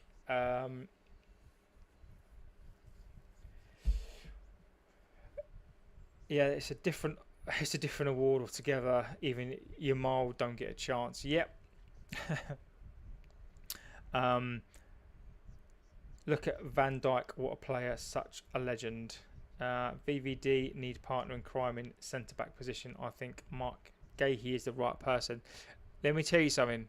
Liverpool need to stop buying players. Liverpool are buying all the best players, and they need to stop doing it. No, yeah, the Liverpool are not gonna let that lie, are they? So let's see. Canate to make mistakes, and Gomez is always injured. Yeah. If Liverpool need a centre back, then they'll go out and they'll buy a centre back, and yeah. Van Dijk, I mean, you can have an argument about who's the best one, but Van Dijk is up there, innit? You can't, people balked at the money that was paid for him, but worth every penny.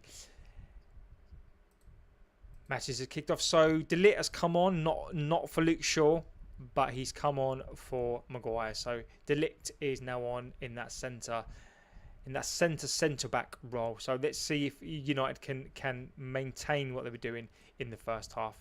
They've come out with the ball, maintaining the ball. Bournemouth look a little bit better. They look like they've come out pressing, keeping the ball.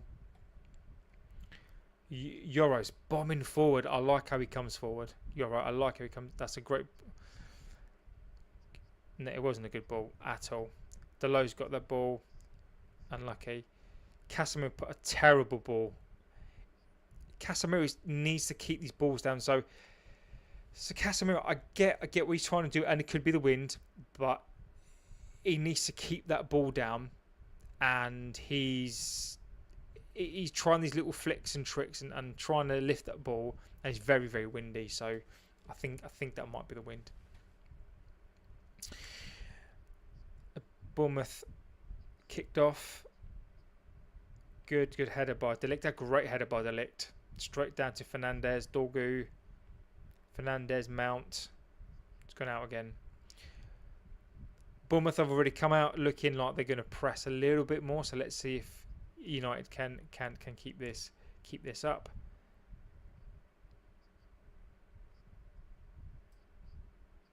They're now talking about the football strips. Never mind that two of our signings are not playing, but the most important thing they're talking about is the colour of our football shirts.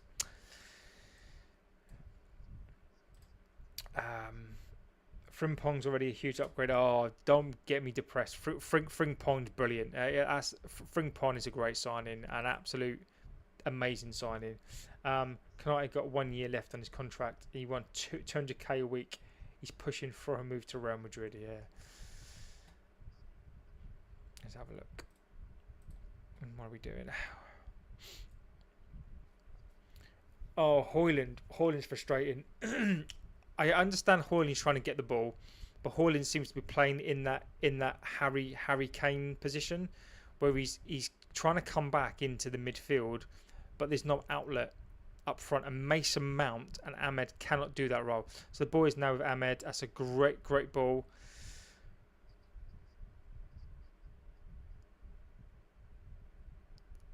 Oh, Casemiro again. Casemiro is getting on my nerves. He's absolutely getting on my nerves. Amarin is... Bring him off. Casemiro is just...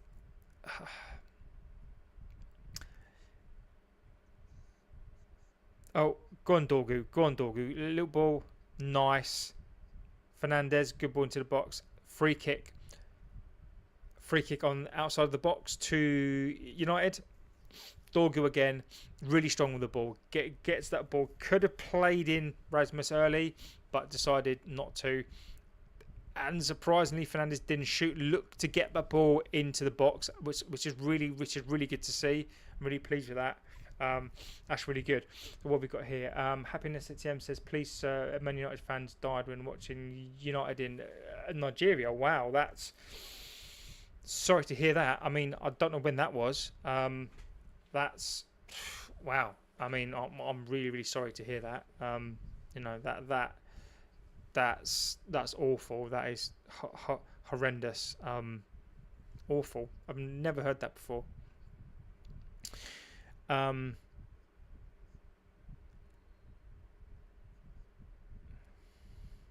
Let's have a look. Fernandes is going to hit it. Oh, Mason Mount, unlucky. So, free kick, nicely worked free kick actually there, and Mason Mount just wide with a free kick.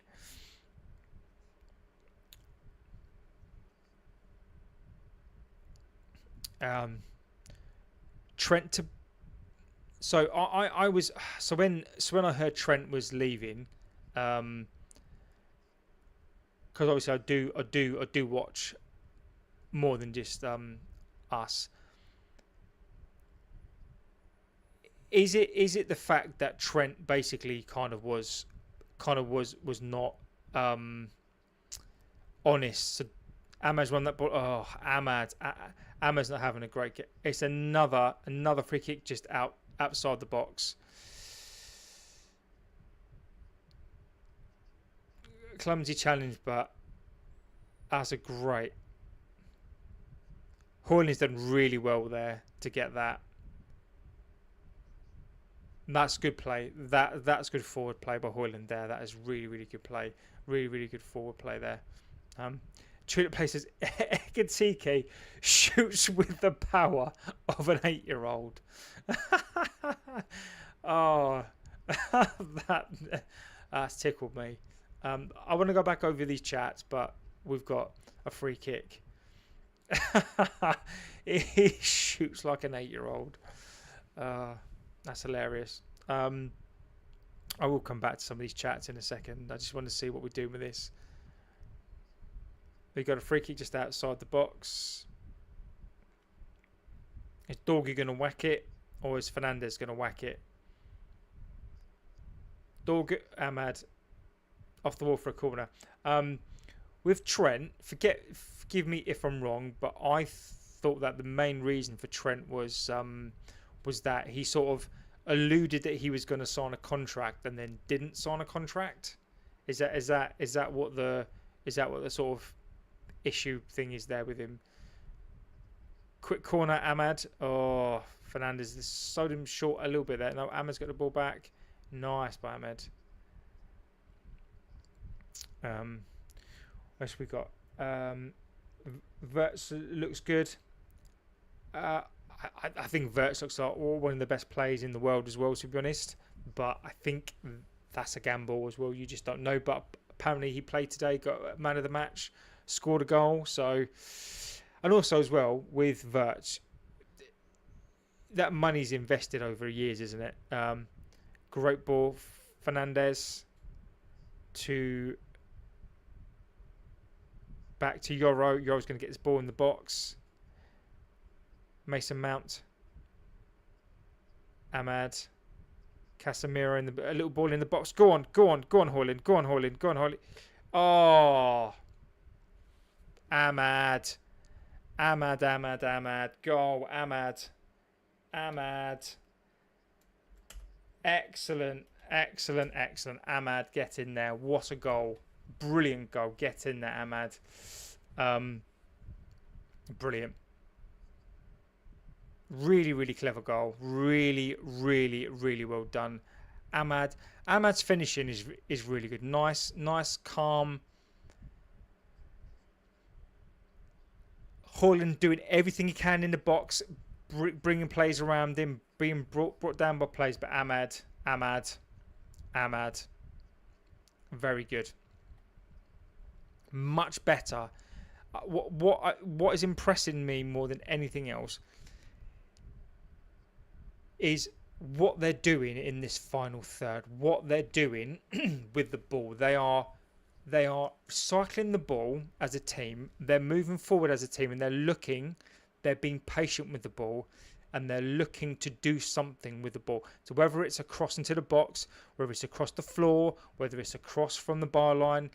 One of the things I did say, if you watch the videos that I do make, I've said this once or twice, is the goals I want to see is that Ahmad type of goal. Is that a goal from 4 yards out? Is you get the ball into the box and we score from 4 yards out. That goal was perfect. That's the sort of goal that I want to see. Now, Hoyland's coming away with the ball. That was a really, really good tackle there. And those are the goals that I want to see. Those are the goals that excite me, because it means that we're getting into the opposition box and we're getting in there and we're scoring this goal. So that one for me is a fantastic goal. Absolutely love that goal. That brilliant, fantastic. Let's get this in. See if we can get that updated. Brilliant goal. What a really good goal.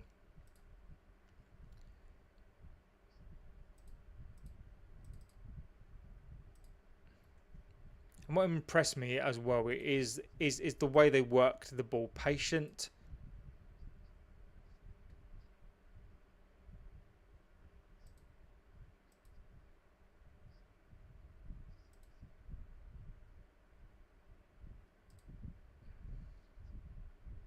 Oh, Nielsen there.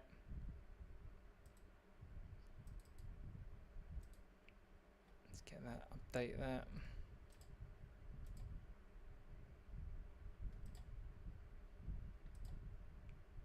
Cool. 3-0. So that was those are the goals that I want to see. I don't want to see. Obviously, I do love a banger. I do love a 35-yarder, but the way they're keeping the ball, the way that they are, it generally is like a different team. It is like a different team. So those of again, I have to be fair and firm and say this is pre-season, but the United have got better and better over the last couple of games, and this is what we needed to see ahead of the 2 other games, particularly Arsenal in less than 2 weeks. So far, so good. Bournemouth have a corner, got it into the box. Oh,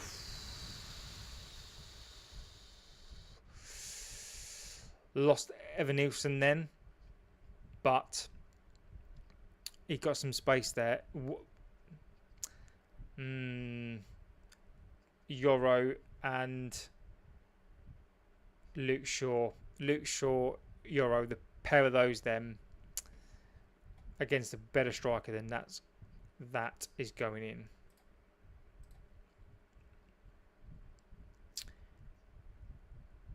What have we got here? Ahmed is our best, most consistent attacker over the last 2 years. I agree with that. Oh God, I can hear the crackling rain molecules. Yeah, me too.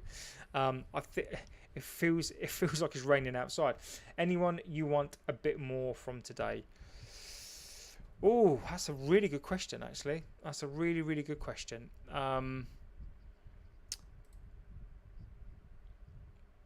That's a really good question. Who do I want more of today?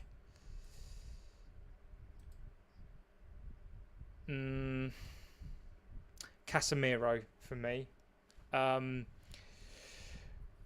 Højlund. I want to see more from Højlund. Of course I do, but I don't know if he's got more to give. Casemiro.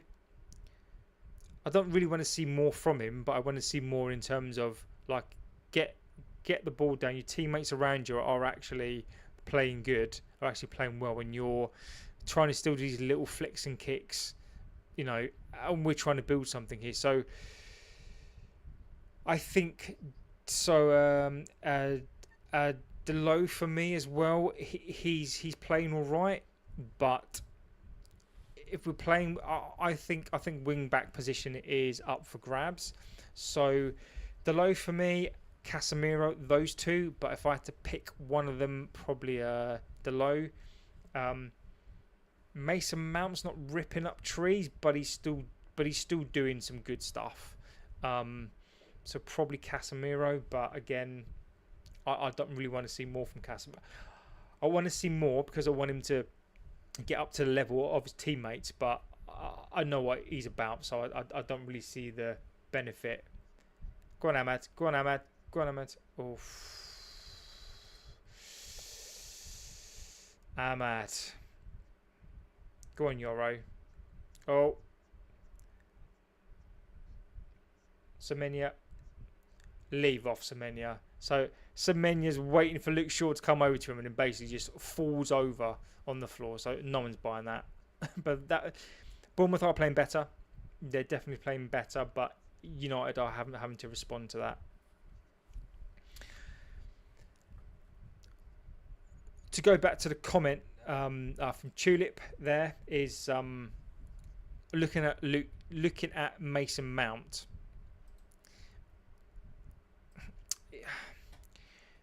He's just, for me, you need someone who's going to be able to run. He's no Cunha. Let's just put it that way.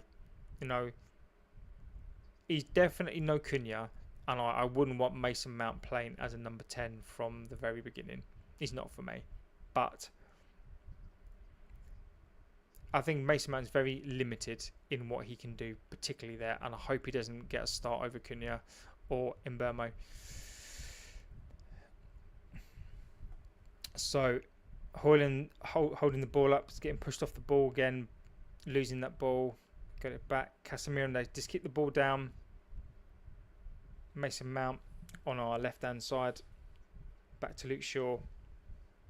Back to Luke Shaw. Mount is too slow for 10 and too weak for 8. Just a squad player. I couldn't have summed it up better myself. Hoyland's ball there was pretty awful. Yeah, Hoyland's ball was pretty bad there. Tulip plays. I couldn't have summed it up better myself. I think that's what I was trying to say. But yeah, I think you've pretty much summed up what I just had in my head. Mason Mount is too slow for the 10, and I want to put him in an 8. And I pretty much what you said there, I 100% agree with that. He's too slow for the 10, too weak for the 8. 60 million quid we got robbed. Summed it up perfectly well. Plus always hurt. Hope he at least stays fit this season so we can sell him next season. Again, I can't. It's like you're in my head. I was just thinking that the thing about Mason Mount, Tiha, I think that's how you pronounce it. Thank you for the face, is it Easter Island face thing? That's pretty cool. I agree. We need Mason Mount to stay fit so we can sell him next season. I can see Mason Mount going to like an Everton. I could see Mason Mount going to like a Sunderland. You know, that's the sort of club where I think I could see him at. That's where I'd like him to go. If we can even get half the amount back for Mason Mount, that will be a miracle. Mason Mount, for me, I agree, is a squad player. He's an okay squad player to have, but he's a squad player for me. Just, yeah. And Rain's definitely coming down now, so Bournemouth have brought on some fresh legs. I think we'll change around 60, 65 again. Well, we're 62 minutes in, so I think we'll change around that 60, 65 mark again. So Hoyland's got the ball. Nice little ball there. Delo. Amad's got better in this half as well.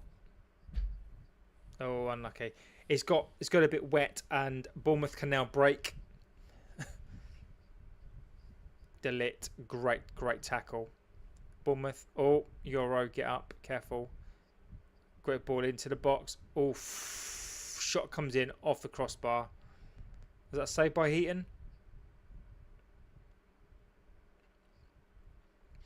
All come from the indecision of Hoyland and of Rasmus and Ahmad straight down the other end. Delict got on the end of that, so that was that was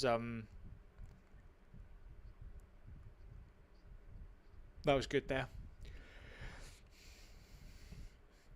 That was a good deflection there. So Bournemouth got a corner. Get it out. Better marking. Oh, Heaton. What a save. Oh, Heaton, what a save. Oh, what a save.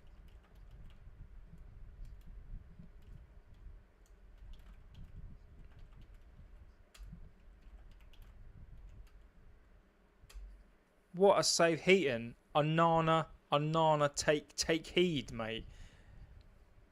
That's how you save it. Well done, Heaton. Well done, Heaton. We've weathered that storm now a little bit. I cannot believe Tom Heaton is still in goal. 39 years old, still pulling out saves. He's got to love that. Great save. I need to get. Go on, Ahmad. Go on, Ahmad. Oh, Ahmad. Well, Ahmad, absolutely just a bit of a long ball, a bit of a first-time baller there. But Ahmad, rapid, absolutely rapid. So throwing on this far right-hand side, the low to Ahmad. Ahmad to Amateur Mason Mount, who tries to do a little flick ball over, and he did. He didn't. To be fair to Mason Mount, he didn't give up on it, but it was a terrible little flick pass. It's corner. So the intensity has slightly dropped, but I'm not surprised because they have been doing it up until now. So the intensity has dropped slightly, and this is some of the problem we may face this season if players are not fit enough and injuries. If we're going to do this press the whole game, these players need to be fit, seriously fit.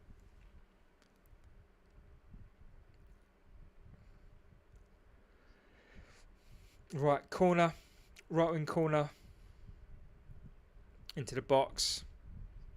Delict, oh, good save from Petrovic. Delict, nearly 4.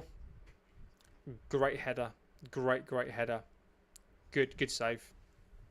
It was a good save. Wasn't the most powerful headers in the world, but that was a good save. Decent save. He should be saving that, to be fair.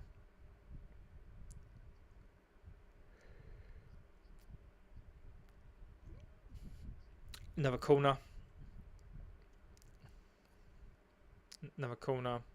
Mason Mount. Good corner. Get it in. Header. Straight back out. No. That was a waste. Absolute waste. Play back to world-class Luke Shaw.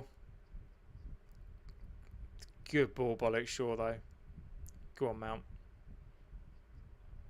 Fernandez. Oh, go on, Dorgu. Oh, Yoro. Casemiro. Oh, Casemiro.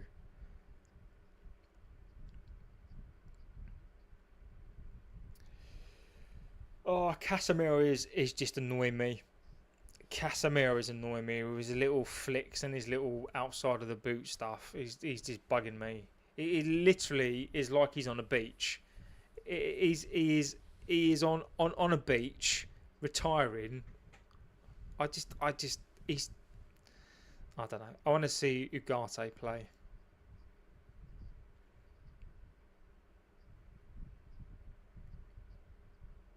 Heaton is a finest third choice. Good lad, never hurt. Small ego and wages. He's a perfect number 3, isn't he? He's a perfect. Heaton is a perfect number 3. Perfect number 3. You know, he is perfect.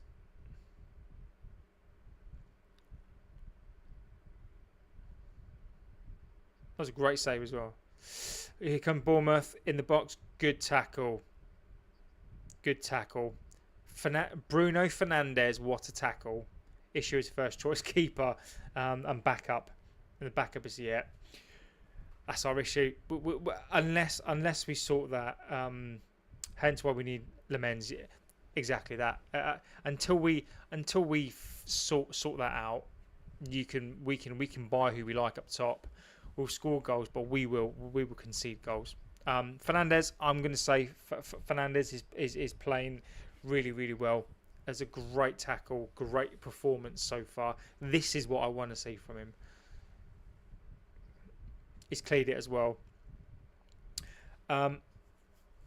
Fernandes, much better performance, and we have changes. So it looks like we've got Heaven. Oh, we've got a bunch of kids. Is that Kone? So there's 9 changes.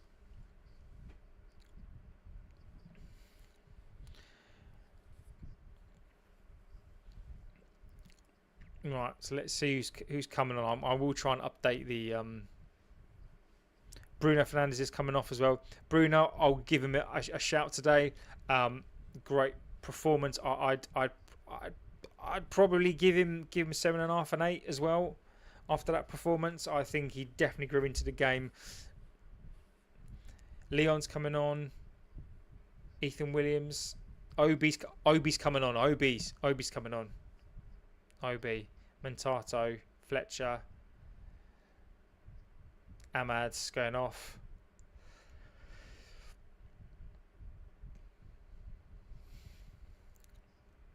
Right. Those of you who wanted the kids on to see the kids, to see the babies on. They've come on. The babies are on, so let's see how they do. That's a great tackle.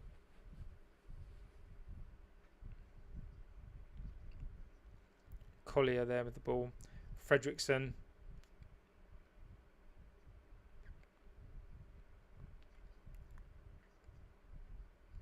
Here we go. Go on, Manu. Manu's on as well.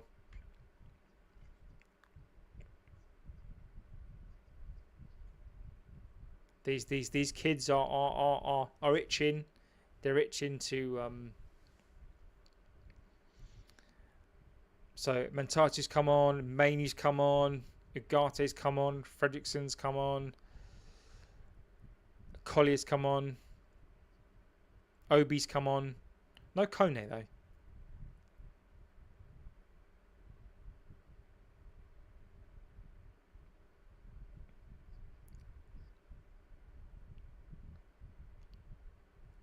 Come on, guys.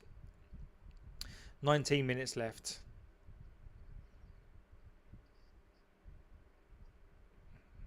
Nice by Manu.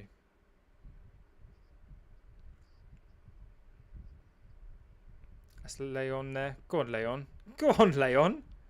Go on. Oh, oh, Leon. Yes. Brilliant. Ethan Williams. Well done. Well done. Great goal. Absolute great goal. So Leon basically drove the ball forward, right? Fell over his own feet. It come to Williams and he put it away. Brilliant. I'm so pleased for him. I'm so pleased for him. So pleased for him. That's brilliant. I'm so pleased. Leon picked the ball up, okay, barged a couple of Bournemouth players to the side, fell over his own feet. It come back to Williams, and that's a great finish. Great goal. Great goal. Leon there doing all of the hard work. Well done, Leon. Really well done. Brilliant. Really well done. Really well done. That is that's incredible. I'm so pleased for him. That's brilliant. Amazing. Go on, Obi. Oh, Obi again. I tell you.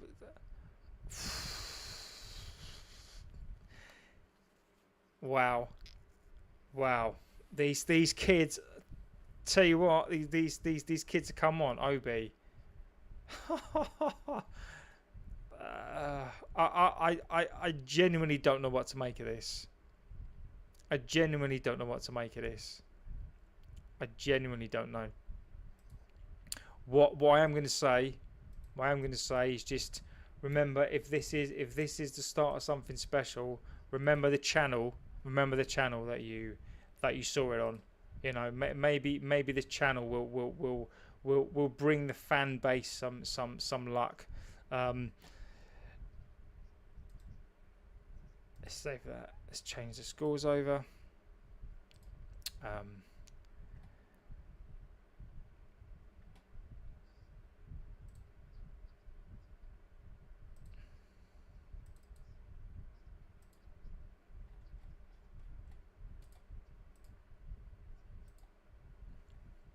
Brilliant. Come on, Collier. Oh, heaven. Nice. Aiden Heaven there with a little bit of but this is the point, right? I'll tell you in a sec once we get the ball back. Great tackle by De Ligt. But this is the whole point, right? The first half team does all the work, sets the standards, gets you 3-0 up, and then these young players can come on. They can have the freedom to express themselves. They can come into this team knowing that they're 3-0 up, make some mistakes, but also go on and try to do more And this is why it's so important that we have a first team who can score these goals, because then it means that our young players can come on. You look at these young players now; they've got the bit between their teeth. They're confident. You can throw them in for 25 minutes because we're 3-0 up, and you keep some experienced players on as well. And this is now what we need to build towards. This is exactly what I want to see. What I was hoping today. This is better than what I was hoping for today. I was hoping for system, hoping to see something different with these players. That's what we've seen. We've also seen we've got the kids on because we played so well, and we scored goals. We also scored goals in the 6-yard box. We scored 2 goals in the 6-yard box, which is what I want to see. We're 4-0 up. The kids are on, and the kids are looking great. Even if this is not the first game of the season, this is what I want to see. So for those of you who are or hammering out, I'm going to prefix this as that it is pre-season, and Bournemouth do have a corner right now, but I can ask for more right now. Get it out. Great, get it out. Brilliant. Excellent defending there. And I really hope that we can build on this. I really, really hope that this is something that we can build upon. Go on, Leon. Well done. Brilliant. So again, another improvement for me is I actually want to watch the rest of this game as well. So in the West Ham game, second half team, I wasn't really fussed about it, but I want to see how these kids do. Go on, Heaven. Brilliant. Fantastic. Really, really well played by the kids as well. Those of you who've been in the chat already, thank you so much for being here. Thank you for those who've watched. It's absolutely amazing that you've given me your time, and I genuinely cannot thank you enough. And it's not words that I just say. I genuinely, really, really mean it. It just blows me away because you can't buy time. Time is the one thing that you can't buy, and you give me your time. So it's amazing. So we're back with the ball now. Ugarte again. Ugarte. Unlucky. Ugarte's run through the middle there. Really good with the ball at his feet. So Bournemouth are now getting the ball down the middle. One back again. Back to Bournemouth player. Pressing again. Recovering their positions. Pressing again. Williams presses. The whole team's pressing. Really good. Really, really good.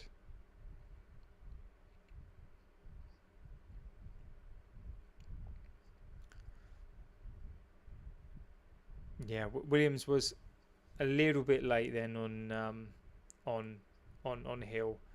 Just a little bit late. Looks painful, but he's fine. It's gone back now. We'll start thinking about man of the match soon, and it'll be interesting to know people's thoughts on that. Bournemouth now with the ball. Collier, good play. Here we go on the attack. OB. Go on, OB. To Mentato. Go on, Mentato. That pitch is looking a little bit slippery. A little bit slippery now. The wind and the rain is definitely starting to have an impact. That's a good tackle there by Collier. Great tackle. Well done, Collier. A really good tackle.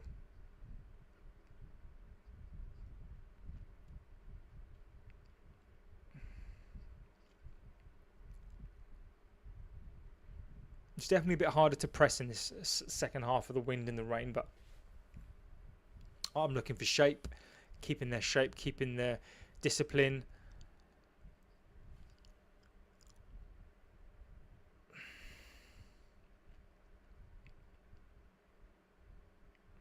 That's really good from Heaven there.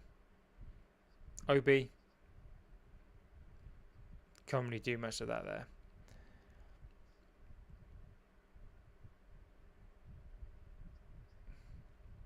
$10 to go, and again, I think I've been really impressed. This game is gonna peter out. I'm still excited to see what the young players can do if we can see out a game, even with the youth and the depth in the squad. They've just run a free kick by Williams there on the left hand side. Really impressed. Much better. Much better. Don't know if it's Bournemouth have not been great, or whether we've forced them into not being good because of our pressing, and they couldn't get out of their own half. They probably had one chance, but it wasn't a clear cut chance. United in the first half, I'd say that pressing together as a team was just phenomenal, absolutely brilliant. Really super impressed. Good to get that ball back in the box there. Go on, Mainu. Brilliant. Nice and confident now. This is a great game for a youth player. If really good. Really good. Really impressed. Really good. Oh.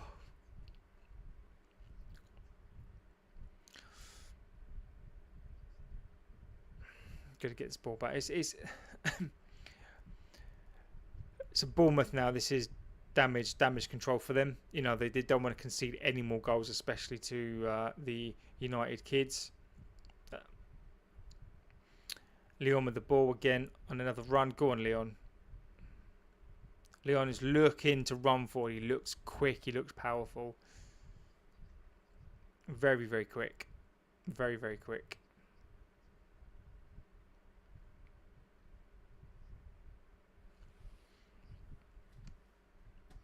Doing really well here.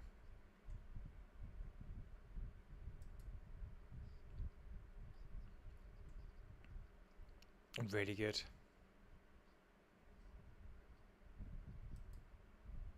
Fantastic. Really good.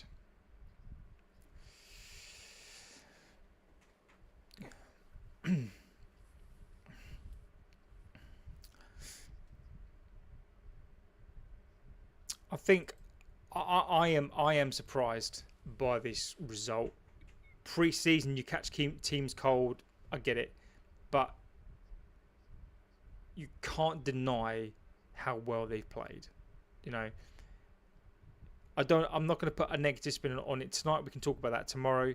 Obviously, there is negativity around it, around the personnel, but just they need to enjoy this performance. They've played extremely well, and they deserve to enjoy that. Some good passing. Obi's getting frustrated as well. That was nice by Bournemouth. Yeah, he's going to bring that back. So this game is now, I'd say, is fizzling out. Bournemouth wouldn't surprise me if they got one back. The kids came on with a bit between their teeth, but you can, when you bring on a brand new team, it's always going to sort of fizzle out a little bit. Williamson, I'm glad he's got a goal.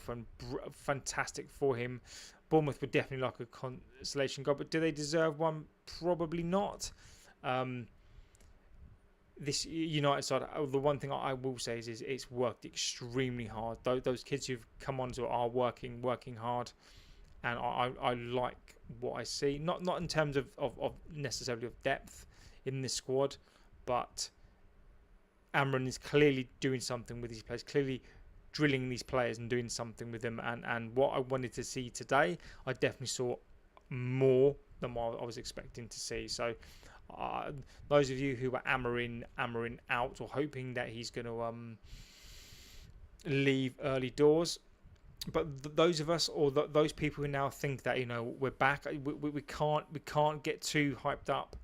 and start thinking that we're back, and this is pre-season, and we still need to be mindful of players, and we can't be spun around after this result either. It is pre-season, and we still need to get on to this club about signing new players.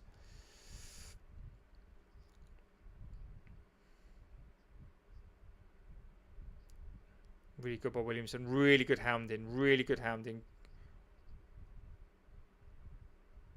Yeah. Obi's is looking. He's looking to get that goal. Obi's wanting to get that goal so much. Ugarte looks better. Ugarte looks better as well, and he's only been on for 10 minutes.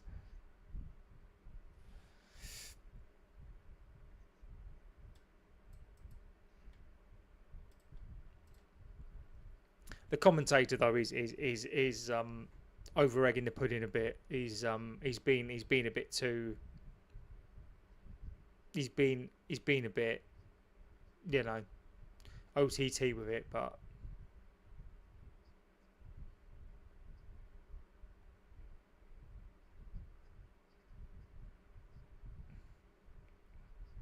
well done. You feel like Bournemouth are not going to score, so now they're just going to see this game out. They might try and nick a goal, maybe make it 5-0, 4-1. I could easily see that happening. Easily see that happening.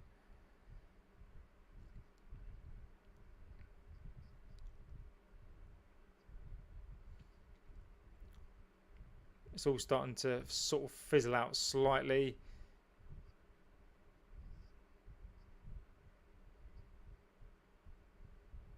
That was really good. So goes from Rasmus, from Dorgu, from Williamson today, from Ahmad as well. So the different scorers on the goal sheet. I'm glad for Rasmus to get his goal. It's always nice to see Ahmad with a nice little finish. Dorgu's been excellent. Dorgu's been brilliant. Dorgu is my man of the match. So if I had to pick a man of the match, Dorgu is my man of the match. And we'll put that into the chat. So for me, Dorgu is the man of the match. There you go. There you go. Bournemouth goal. As again, you can predict in these games. 4-1. As we just said there, it could go 4-1, it could go 5-0, 4-1, and it's gone 4-1. So good, well done to Bournemouth for persevering to get that goal. But it's always nice to get a clean sheet, particularly after all that hard work. But it's not to be. It's not to be. But again, though, this is a lesson to learn, isn't it? That they're making excuses right now. So the commentary team are making excuses, which is fine. But if you're in the last knock-ins of a game and on the 89th minute against Arsenal, you need to defend better.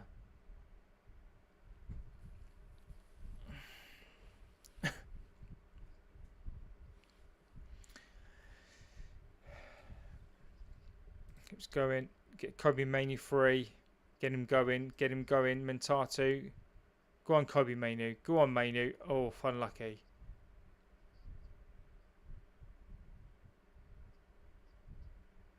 Unlucky, OB. Unlucky.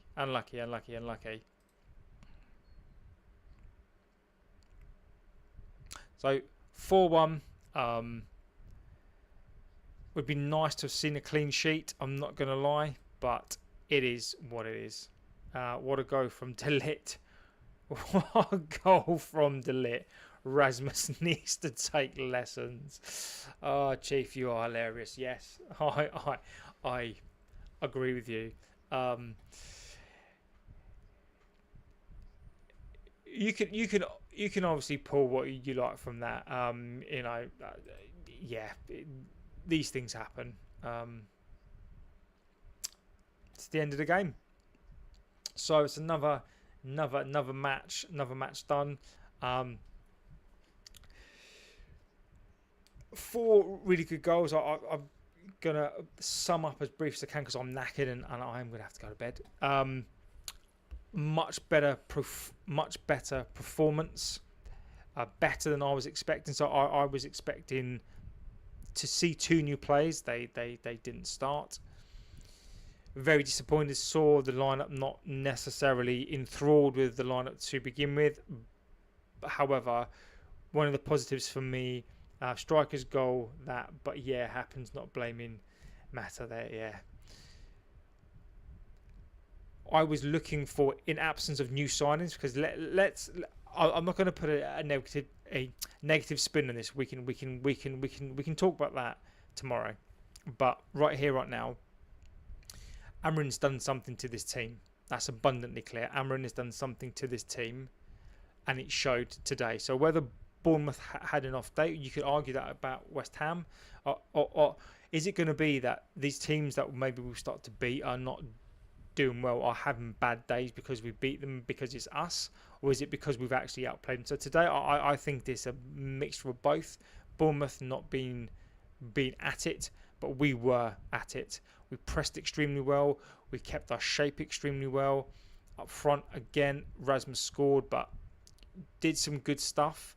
But we still need a striker. Whether we keep Rasmus as well, but we definitely need another striker. Mason Mount for me, Tulip summed it up fantastically. He's too slow to be a number 10. But as a number 8, he can't be a number 8 either. So Mason Mount for me is a squad player. He did some nice things, but he's just not a number 10. And the fact that Fernandez is probably going to play an 8 or a 10. Fernandez I thought was brilliant. I thought he was really good. A very disciplined performance. Again, he got better and better and grew into the game. Get some tackles in there that were fantastic. Fernandez I thought had a really, really good game. Casemiro for me. Casemiro doing what he does. At times, At times, Casemiro just annoyed me with his passing and what he was trying to do. I just didn't like what he was trying to do. It's almost like he's on a beach. He knows he's got less than a year left, and I didn't really like that performance. He's good with his feet, but I don't think he's going to play that much.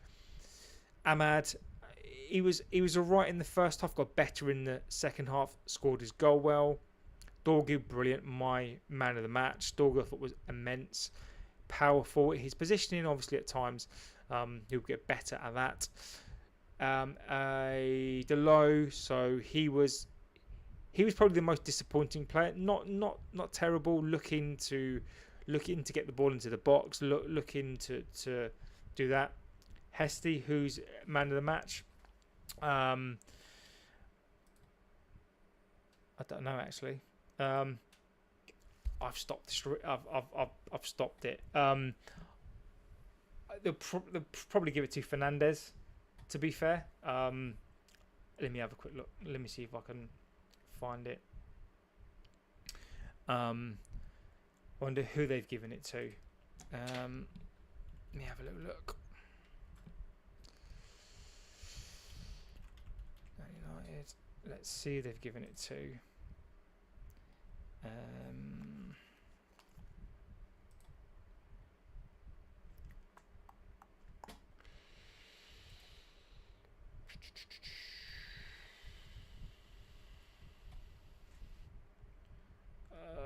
It'll probably say tomorrow, but I reckon Dorgu should get it. Dorgu should get it, but I don't know who they'll give it to. Luke Shaw was all right. Luke Shaw played quite well, really. I'm not going to take anything away from that. He still wouldn't be my first choice.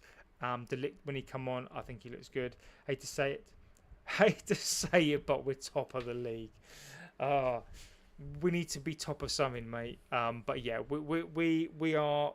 It was a great performance today. Really happy with that performance. So yeah, we can discuss it tomorrow. Well, in a few hours. I'm going to get some sleep now because I'm absolutely knackered. It's been a long old day.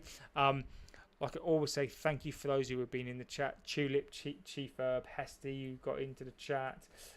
Spirit of LFC fans. So many others in the chat. Thank you to everybody. That's Tensu as well, legend of the chat. I mean, thank you so much for being here. For those of you who stuck with me, genuinely, I will say this, I mean this, the chat is fantastic, and you give me your time. You can't buy time, and the fact that you come on here with me, I think is amazing. So I will see you tomorrow. I'm absolutely shattered. Have a good rest of your morning, day, afternoon, whatever you do. I'll be back on at some point tomorrow.